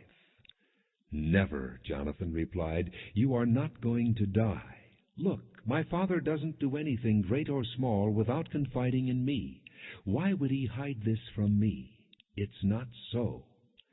But David took an oath and said, "Your father knows very well that I have found favor in your eyes, and he has said to himself, 'Jonathan must not know this, or he will be grieved.' Yet as surely as the Lord lives and as you live, there is only a step between me and death." Jonathan said to David, "Whatever you want me to do, I'll do for you." So David said, "Look, tomorrow is the new moon festival, and I am supposed to dine with the king. But let me go and hide in the field until the evening of the day after tomorrow. If your father misses me at all, tell him, 'David earnestly asked my permission to hurry to Bethlehem, his hometown, because an annual sacrifice is being made there for his whole clan.' If he says, 'Very well,' then your servant is safe. But if he loses his temper, you can be sure that he is determined to harm me. As for you, show kindness to your servant, for you have brought him into a covenant with you before the Lord. If I am guilty, then kill me yourself. Why hand me over to your father?" "Never," Jonathan said. "If I had the least inkling that my father was determined to harm you, wouldn't I tell you?" David asked, "Who will tell me if your father answers you harshly?" "Come," Jonathan said, "let's go out into the field." So they went there together. Then Jonathan said to David, "By the Lord, the God of Israel, I will surely sound out my father by this time the day after tomorrow. If he is favorably disposed toward you, will I not send you word and let you know? But if my father is inclined to harm you, may the Lord deal with me, be it ever so severely, if I do not let you know and send you away safely. May the Lord be with you as he has been with my father. But show me unfailing kindness like that of the Lord as long as I live, so that I may not be killed. And do not ever cut off your kindness from my family, not even when the Lord has cut off every one of David's enemies from the face of the earth." So Jonathan made a covenant with the house of David, saying, May the Lord call David's enemies to account. And Jonathan had David reaffirm his oath out of love for him, because he loved him as he loved himself. Then Jonathan said to David, Tomorrow is the new moon festival. You will be missed, because your seat will be empty. The day after tomorrow, toward evening, go to the place where you hid when this trouble began, and wait by the stone Ezel. I will shoot 3 arrows to the side of it, as though I were shooting at a target. Then I will send a boy and say, Go find the arrows. If I say to him, Look, the arrows are on this side of you, bring them here. Then come, because as surely as the Lord lives, you are safe, there is no danger. But if I say to the boy, Look, the arrows are beyond you, then you must go, because the Lord has sent you away. And about the matter you and I discussed, remember the Lord is witness between you and me forever. So David hid in the field, and when the new moon festival came, the king sat down to eat. He sat in his customary place by the wall opposite Jonathan, and Abner sat next to Saul, but David's place was empty. Saul said nothing that day, for he thought something must have happened to David to make him ceremonially unclean. Surely he is unclean. But the next day, the 2nd day of the month, David's place was empty again. Then Saul said to his son Jonathan, Why hasn't the son of Jesse come to the meal, either yesterday or today? Jonathan answered, David earnestly asked me for permission to go to Bethlehem. He said, Let me go, because our family is observing a sacrifice in the town, and my brother has ordered me to be there. If I have found favor in your eyes, let me get away to see my brothers. That is why he has not come to the king's table. Saul's anger flared up at Jonathan, and he said to him, You son of a perverse and rebellious woman, don't I know that you have sided with the son of Jesse to your own shame and to the shame of the mother who bore you? As long as the son of Jesse lives on this earth, neither you nor your kingdom will be established. Now send and bring him to me, for he must die. Why should he be put to death? What has he done? Jonathan asked his father. But Saul hurled his spear at him to kill him. Then Jonathan knew that his father intended to kill David. Jonathan got up from the table in fierce anger. On that 2nd day of the month he did not eat, because he was grieved at his father's shameful treatment of David. In the morning Jonathan went out to the field for his meeting with David. He had a small boy with him, and he said to the boy, Run and find the arrows I shoot. As the boy ran, he shot an arrow beyond him. When the boy came to the place where Jonathan's arrow had fallen, Jonathan called out after him, Isn't the arrow beyond you? Then he shouted, Hurry! Go quickly! Don't stop! The boy picked up the arrow and returned to his master. The boy knew nothing of all this, only Jonathan and David knew. Then Jonathan gave his weapons to the boy and said, Go carry them back to the town. After the boy had gone, David got up from the south side of the stone and bowed down before Jonathan 3 times, with his face to the ground. Then they kissed each other and wept together, but David wept the most. Jonathan said to David, Go in peace, for we have sworn friendship with each other in the name of the Lord, saying, The Lord is witness between you and me, and between your descendants and my descendants forever. Then David left, and Jonathan went back to the town. 1 Samuel chapter 21. David went to Nob, to Ahimelech the priest. Ahimelech trembled when he met him and asked, Why are you alone? Why is no one with you? David answered Ahimelech the priest, The king charged me with a certain matter and said to me, No one is to know anything about your mission and your instructions. As for my men, I have told them to meet me at a certain place. Now then, what do you have on hand? Give me 5 loaves of bread, or whatever you can find. But the priest answered David, I don't have any ordinary bread on hand. However, there is some consecrated bread here, provided the men have kept themselves from women. David replied, Indeed, women have been kept from us as usual whenever I set out. The men's things are holy, even on missions that are not holy. How much more so today? So the priest gave him the consecrated bread, since there was no bread there except the bread of the presence that had been removed from before the Lord and replaced by hot bread on the day it was taken away. Now one of Saul's servants was there that day, detained before the Lord. He was Doeg the Edomite, Saul's head shepherd. David asked Ahimelech, "Don't you have a spear or a sword here? I haven't brought my sword or any other weapon, because the king's business was urgent." The priest replied, "The sword of Goliath the Philistine, whom you killed in the valley of Elah, is here. It is wrapped in a cloth behind the ephod. If you want it, take it. There is no sword here but that one." David said, "There is none like it. Give it to me." That day David fled from Saul and went to Achish, king of Gath. But the servants of Achish said to him, "Isn't this David the king of the land? Isn't he the one they sing about in their dances? Saul has slain his thousands, and David his tens of thousands." And David took these words to heart, and was very much afraid of Achish, king of Gath. So he pretended to be insane in their presence. And while he was in their hands, he acted like a madman, making marks on the doors of the gate and letting saliva run down his beard. Achish said to his servants, "Look at the man. He is insane. Why bring him to me? Am I so short of madmen that you have to bring this fellow here to carry on like this in front of me? Must this man come into my house?" 1 Samuel chapter 22. David left Gath and escaped to the cave of Adullam. When his brothers and his father's household heard about it, they went down to him there. All those who were in distress or in debt or discontented gathered around him, and he became their leader. About 400 men were with him. From there David went to Mizpah in Moab, and said to the king of Moab, "Would you let my father and mother come and stay with you until I learn what God will do for me?" So he left them with the king of Moab, and they stayed with him as long as David was in the stronghold. But the prophet Gad said to David, "Do not stay in the stronghold. Go into the land of Judah." So David left and went to the forest of Herath. Now Saul heard that David and his men had been discovered, and Saul, spear in hand, was seated under the tamarisk tree on the hill at Gibeah, with all his officials standing around him. Saul said to them, "Listen, men of Benjamin, will the son of Jesse give all of you fields and vineyards? Will he make all of you commanders of thousands and commanders of hundreds? Is that why you have all conspired against me? No one tells me when my son makes a covenant with the son of Jesse.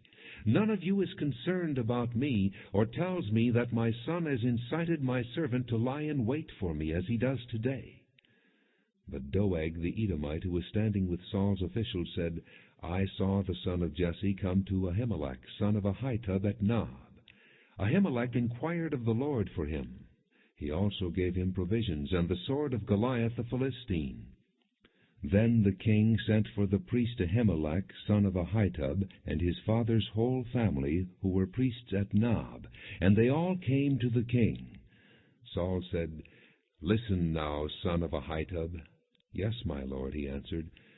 Saul said to him, "Why have you conspired against me, you and the son of Jesse, giving him bread and a sword, and inquiring of God for him, so that he has rebelled against me, and lies in wait for me, as he does today?" Ahimelech answered the king, "Who of all your servants is as loyal as David, the king's son-in-law, captain of your bodyguard, and highly respected in your household? Was that day the first time I inquired of God for him? Of course not. Let not the king accuse your servant or any of his father's family, for your servant knows nothing at all about this whole affair." But the king said, "You will surely die, Ahimelech, you and your father's whole family." Then the king ordered the guards at his side, "Turn and kill the priests of the Lord, because they too have sided with David."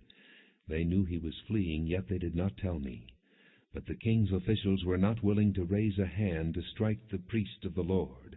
The king then ordered Doeg, "You turn and strike down the priests." So Doeg the Edomite turned and struck them down. That day he killed 85 men who wore the linen ephod. He also put to the sword Nob, the town of the priests, with its men and women, its children and infants, and its cattle, donkeys, and sheep. But Abiathar, a son of Ahimelech, son of Ahitub, escaped, and fled to join David.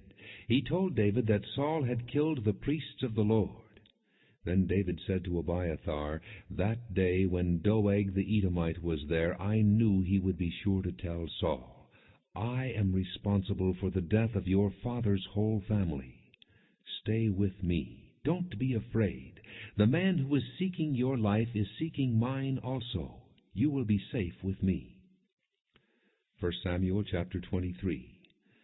When David was told, "Look, the Philistines are fighting against Keilah, and are looting the threshing floors," he inquired of the Lord, saying, "Shall I go and attack these Philistines?"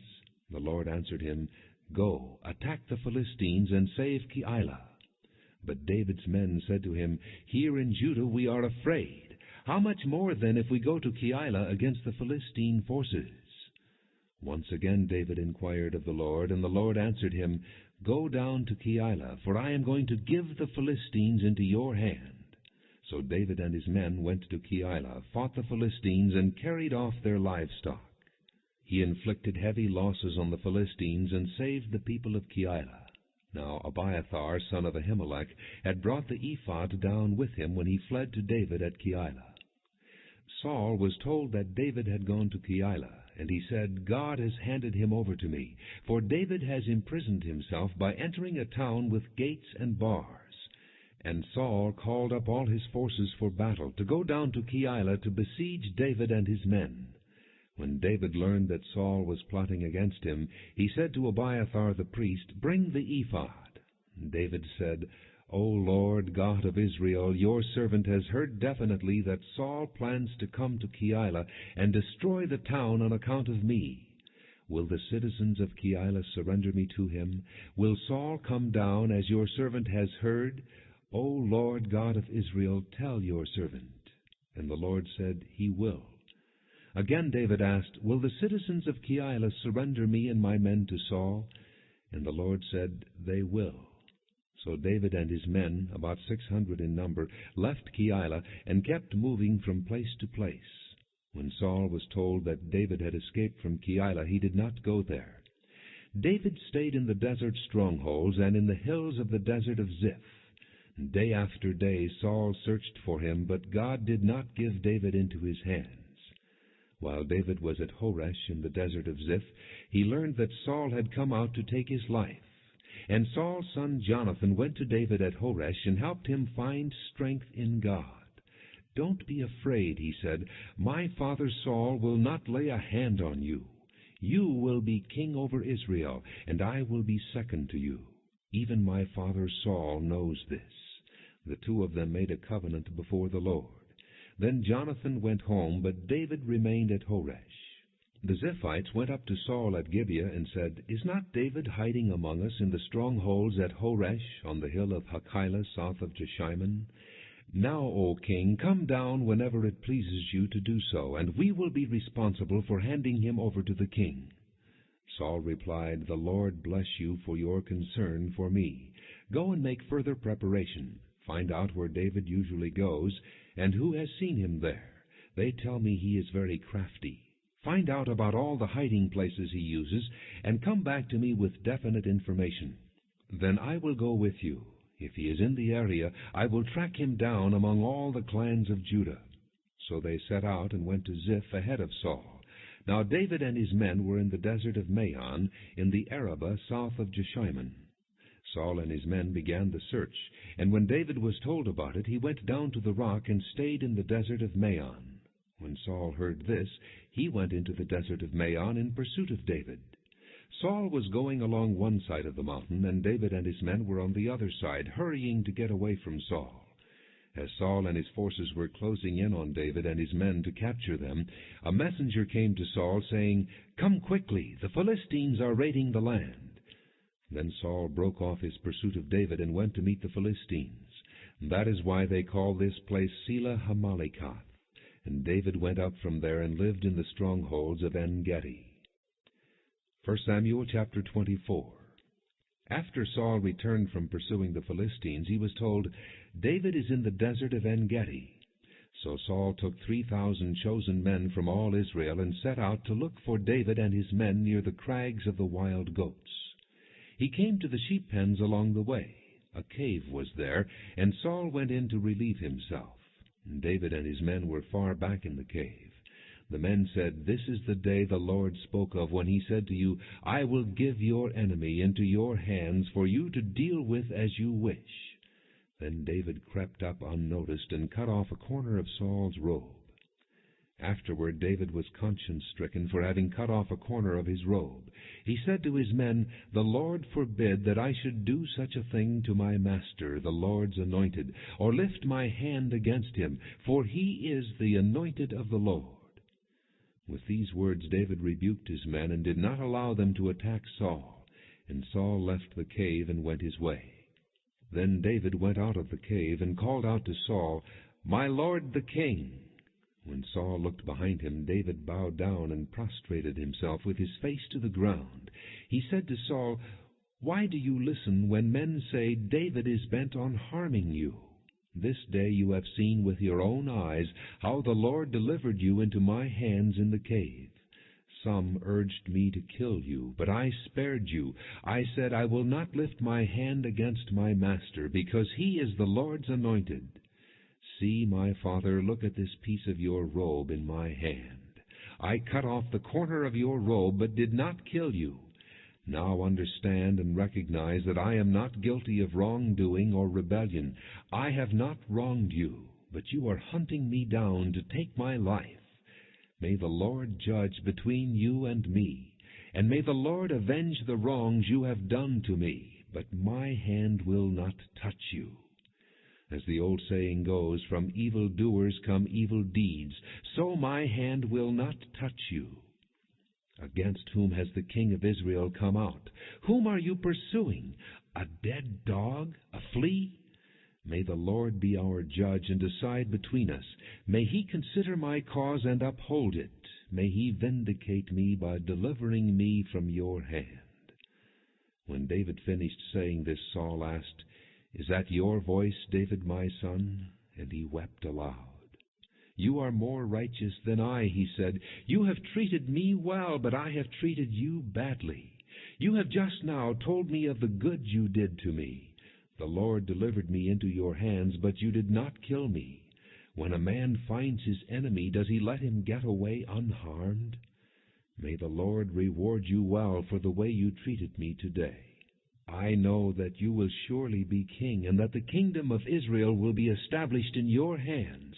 Now swear to me by the Lord that you will not cut off my descendants or wipe out my name from my father's family." So David gave his oath to Saul. Then Saul returned home, but David and his men went up to the stronghold. 1 Samuel chapter 25. Now Samuel died, and all Israel assembled and mourned for him, and they buried him at his home in Ramah.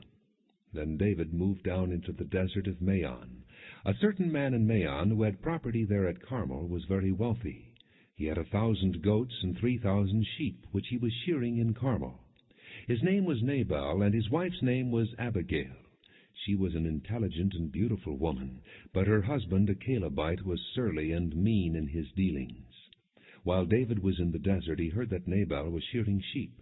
So he sent 10 young men and said to them, "Go up to Nabal at Carmel and greet him in my name.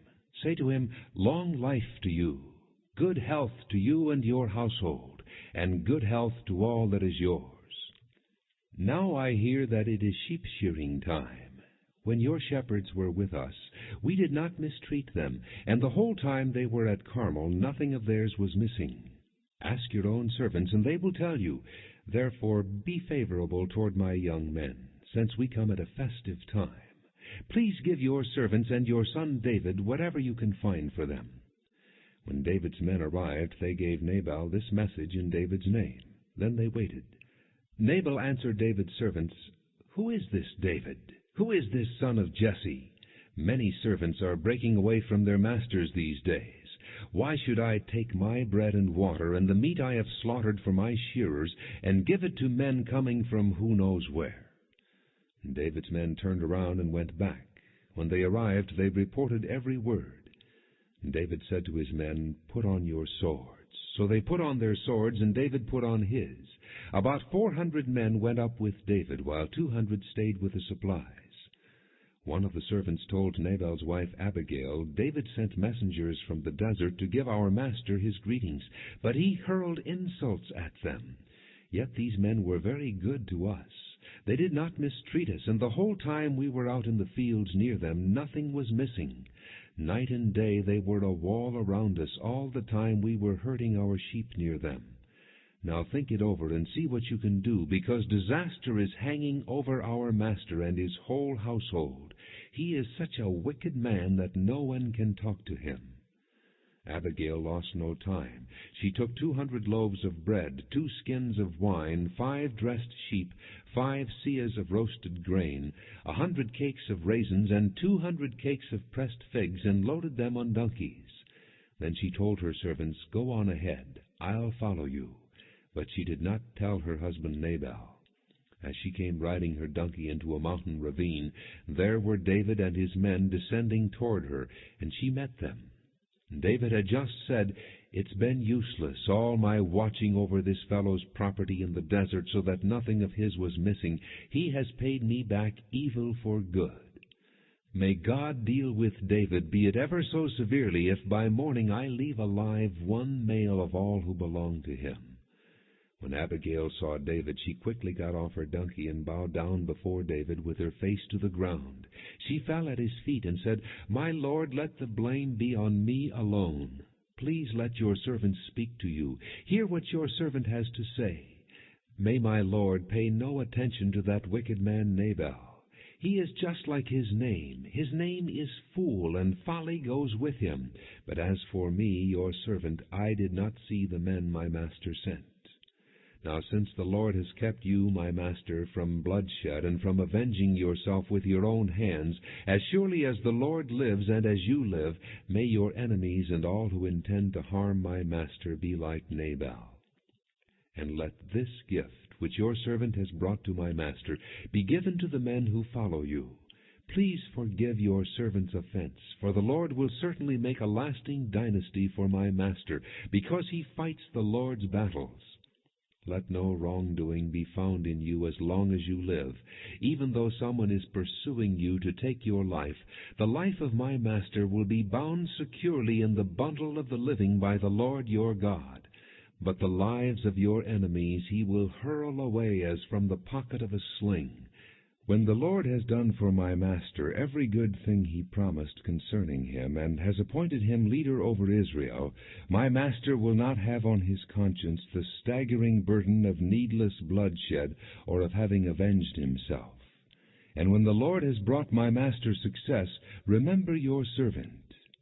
David said to Abigail, "Praise be to the Lord, the God of Israel, who has sent you today to meet me. May you be blessed for your good judgment and for keeping me from bloodshed this day, and from avenging myself with my own hands. Otherwise, as surely as the Lord, the God of Israel, lives, who has kept me from harming you, if you had not come quickly to meet me, not one male belonging to Nabal would have been left alive by daybreak." Then David accepted from her hand what she had brought him, and said, "Go home in peace. I have heard your words and granted your request."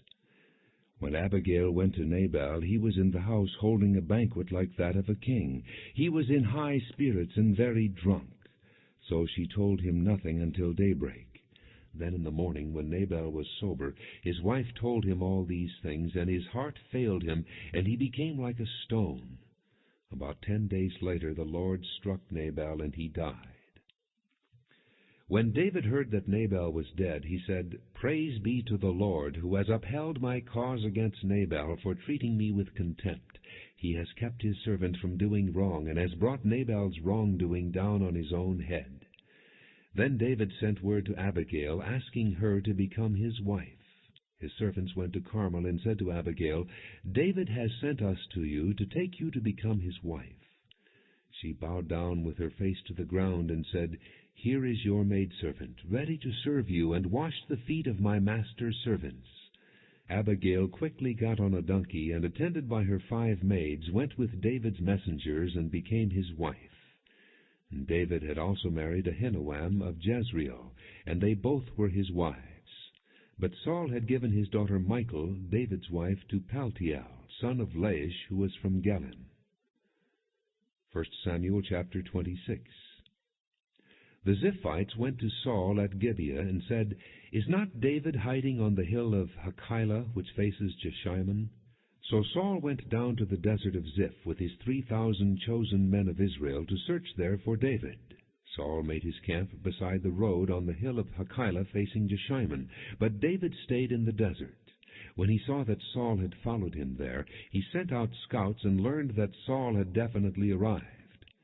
Then David set out and went to the place where Saul had camped. He saw where Saul and Abner, son of Ner, the commander of the army, had lain down. Saul was lying inside the camp, with the army encamped around him. David then asked Ahimelech the Hittite and Abishai, son of Zeruiah, Joab's brother, "Who will go down into the camp with me to Saul?" "I'll go with you," said Abishai. So David and Abishai went to the army by night, and there was Saul lying asleep inside the camp with his spear stuck in the ground near his head. Abner and the soldiers were lying around him. Abishai said to David, "Today God has delivered your enemy into your hands. Now let me pin him to the ground with one thrust of my spear. I won't strike him twice." But David said to Abishai, "Don't destroy him. Who can lay a hand on the Lord's anointed and be guiltless? As surely as the Lord lives," he said, "the Lord himself will strike him. Either his time will come and he will die, or he will go into battle and perish. But the Lord forbid that I should lay a hand on the Lord's anointed. Now get the spear and water jug that are near his head, and let's go." So David took the spear and water jug near Saul's head, and they left. No one saw or knew about it, nor did anyone wake up. They were all sleeping, because the Lord had put them into a deep sleep. Then David crossed over to the other side, and stood on top of the hill some distance away. There was a wide space between them. He called out to the army and to Abner, son of Ner, "Aren't you going to answer me, Abner?" Abner replied, "Who are you who calls to the king?" David said, "You are a man, aren't you? And who is like you in Israel? Why didn't you guard your lord the king? Someone came to destroy your lord the king. What you have done is not good.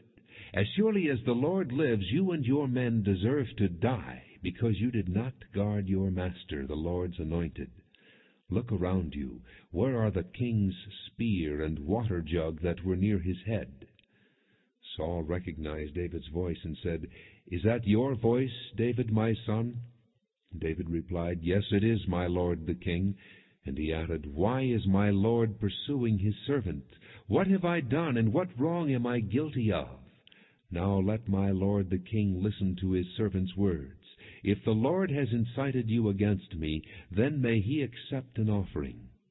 If, however, men have done it, may they be cursed before the Lord. They have now driven me from my share in the Lord's inheritance, and have said, 'Go serve other gods.' Now do not let my blood fall to the ground far from the presence of the Lord. The king of Israel has come out to look for a flea, as one hunts a partridge in the mountains." Then Saul said, "I have sinned. Come back, David, my son. Because you considered my life precious today, I will not try to harm you again. Surely I have acted like a fool and have erred greatly." "Here is the king's spear," David answered. "Let one of your young men come over and get it. The Lord rewards every man for his righteousness and faithfulness. The Lord delivered you into my hands today, but I would not lay a hand on the Lord's anointed. As surely as I valued your life today, so may the Lord value my life, and deliver me from all trouble." Then Saul said to David, "May you be blessed, my son David. You will do great things and surely triumph." So David went on his way, and Saul returned home. 1 Samuel chapter 27. But David thought to himself, "One of these days I will be destroyed by the hand of Saul. The best thing I can do is to escape to the land of the Philistines. Then Saul will give up searching for me anywhere in Israel, and I will slip out of his hand." So David and the 600 men with him left, and went over to Achish, son of Maoch, king of Gath. David and his men settled in Gath with Achish. Each man had his family with him, and David had his 2 wives, Ahinoam of Jezreel, and Abigail of Carmel, the widow of Nabal. When Saul was told that David had fled to Gath, he no longer searched for him. Then David said to Achish, "If I have found favor in your eyes, let a place be assigned to me in one of the country towns, that I may live there. Why should your servant live in the royal city with you?" So on that day Achish gave him Ziklag, and it has belonged to the kings of Judah ever since. And David lived in Philistine territory 1 year and 4 months. Now David and his men went up and raided the Geshurites, the Girzites, and the Amalekites. From ancient times these peoples had lived in the land extending to Shur and Egypt.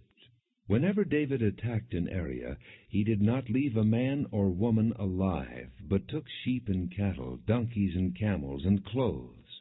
Then he returned to Achish. When Achish asked, "Where did you go raiding today?" David would say, "Against the Negev of Judah, or against the Negev of Jerahmeel, or against the Negev of the Kenites." He did not leave a man or woman alive to be brought to Gath, for he thought, "They might inform on us, and say, 'This is what David did.'" And such was his practice as long as he lived in Philistine territory. Achish trusted David and said to himself, "He has become so odious to his people, the Israelites, that he will be my servant forever." 1 Samuel chapter 28. In those days the Philistines gathered their forces to fight against Israel.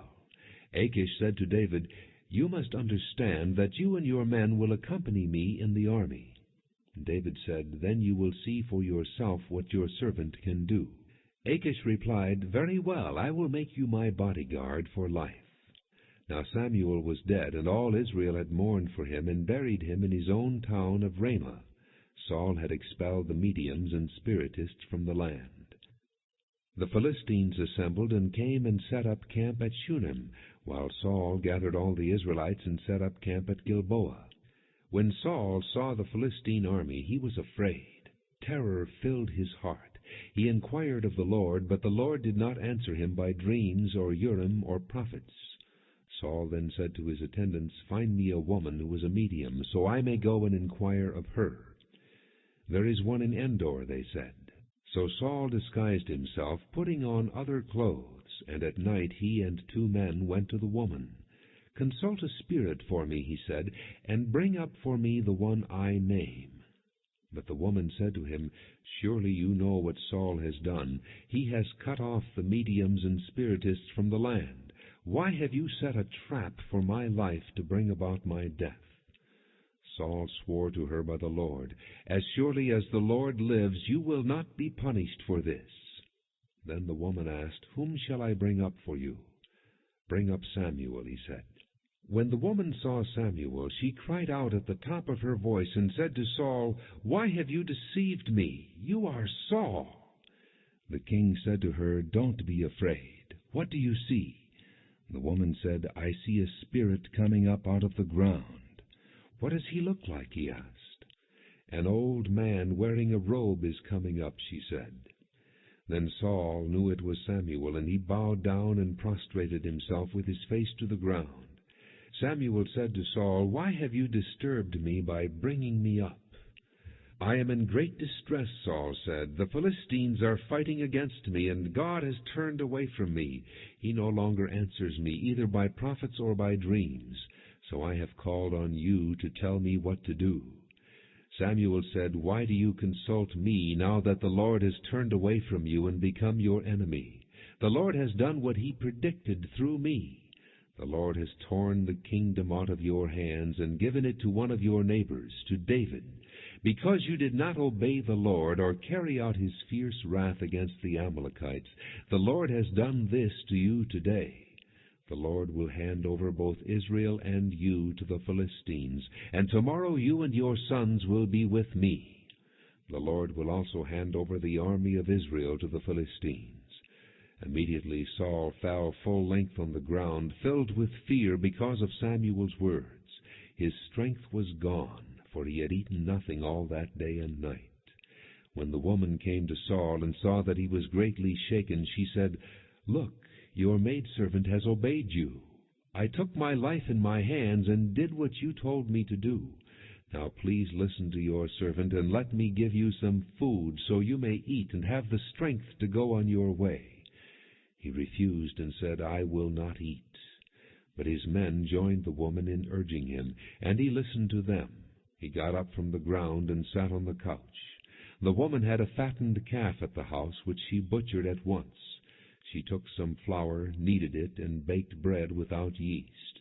Then she set it before Saul and his men, and they ate. That same night they got up and left. 1 Samuel chapter 29. The Philistines gathered all their forces at Aphek, and Israel camped by the spring in Jezreel. As the Philistine rulers marched with their units of hundreds and thousands, David and his men were marching at the rear with Achish. The commanders of the Philistines asked, "What about these Hebrews?" Achish replied, "Is this not David, who was an officer of Saul, king of Israel? He has already been with me for over a year, and from the day he left Saul until now I have found no fault in him." But the Philistine commanders were angry with him and said, "Send the man back, that he may return to the place you assigned him. He must not go with us into battle, or he will turn against us during the fighting." How better could he regain his master's favor than by taking the heads of our own men? Isn't this the David they sang about in their dances? Saul has slain his thousands, and David his tens of thousands.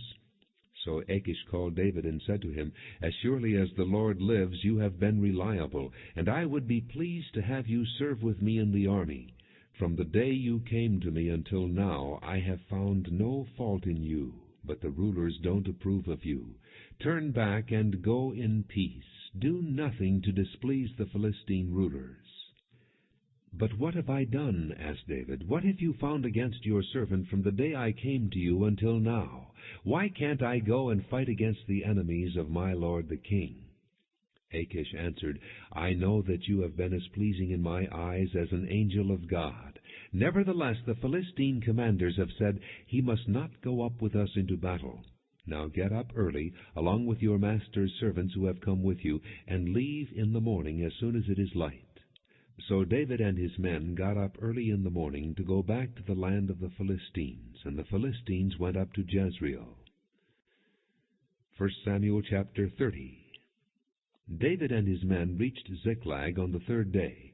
Now the Amalekites had raided the Negev and Ziklag. They had attacked Ziklag and burned it, and had taken captive the women and all who were in it, both young and old. They killed none of them, but carried them off as they went on their way. When David and his men came to Ziklag, they found it destroyed by fire, and their wives and sons and daughters taken captive. So David and his men wept aloud until they had no strength left to weep. David's 2 wives had been captured, Ahinoam of Jezreel, and Abigail the widow of Nabal of Carmel. David was greatly distressed because the men were talking of stoning him. Each one was bitter in spirit because of his sons and daughters. But David found strength in the Lord his God. Then David said to Abiathar the priest, the son of Ahimelech, "Bring me the ephod." Abiathar brought it to him, and David inquired of the Lord, "Shall I pursue this raiding party? Will I overtake them?" "Pursue them," he answered. "You will certainly overtake them and succeed in the rescue." David and the 600 men with him came to the Bezor ravine, where some stayed behind, for 200 men were too exhausted to cross the ravine. But David and 400 men continued the pursuit. They found an Egyptian in a field and brought him to David. They gave him water to drink and food to eat, part of a cake of pressed figs and 2 cakes of raisins. He ate and was revived, for he had not eaten any food or drunk any water for 3 days and 3 nights. David asked him, "To whom do you belong, and where do you come from?" He said, "I am an Egyptian, the slave of an Amalekite. My master abandoned me when I became ill 3 days ago. We raided the Negev of the Kerethites, and the territory belonging to Judah, and the Negev of Caleb, and we burned Ziklag." David asked him, "Can you lead me down to this raiding party?" He answered, "Swear to me before God that you will not kill me or hand me over to my master, and I will take you down to them." He led David down, and there they were, scattered over the countryside, eating, drinking, and reveling, because of the great amount of plunder they had taken from the land of the Philistines and from Judah. David fought them from dusk until the evening of the next day, and none of them got away except 400 young men who rode off on camels and fled. David recovered everything the Amalekites had taken, including his 2 wives. Nothing was missing, young or old, boy or girl, plunder, or anything else they had taken. David brought everything back. He took all the flocks and herds, and his men drove them ahead of the other livestock, saying, "This is David's plunder." Then David came to the 200 men who had been too exhausted to follow him, and who were left behind at the Bezor ravine. They came out to meet David and the people with him. As David and his men approached, he greeted them. But all the evil men and troublemakers among David's followers said, "Because they did not go out with us, we will not share with them the plunder we recovered. However, each man may take his wife and children and go." David replied, "No, my brothers, you must not do that with what the Lord has given us. He has protected us and handed over to us the forces that came against us. Who will listen to what you say? The share of the man who stayed with the supplies is to be the same as that of him who went down to the battle. All will share alike." David made this a statute and ordinance for Israel from that day to this. When David arrived in Ziklag, he sent some of the plunder to the elders of Judah, who were his friends, saying, "Here is a present for you from the plunder of the Lord's enemies." He sent it to those who were in Bethel, Ramoth, Negev, and Jattir, to those in Aroer, Sifmoth, Eshtemoa, and Rachel, to those in the towns of the Jerahmeelites and the Kenites, to those in Hormah, Bor-Ashan, Athak, and Hebron, and to those in all the other places where David and his men had roamed. 1 Samuel chapter 31. Now the Philistines fought against Israel. The Israelites fled before them, and many fell slain on Mount Gilboa. The Philistines pressed hard after Saul and his sons, and they killed his sons Jonathan, Abinadab, and Malchishua. The fighting grew fierce around Saul, and when the archers overtook him, they wounded him critically. Saul said to his armor-bearer, "Draw your sword and run me through, or these uncircumcised fellows will come and run me through and abuse me." But his armor-bearer was terrified and would not do it. So Saul took his own sword and fell on it. When the armor-bearer saw that Saul was dead, he too fell on his sword and died with him. So Saul and his 3 sons and his armor-bearer and all his men died together that same day. When the Israelites along the valley and those across the Jordan saw that the Israelite army had fled, and that Saul and his sons had died, they abandoned their towns and fled, and the Philistines came and occupied them.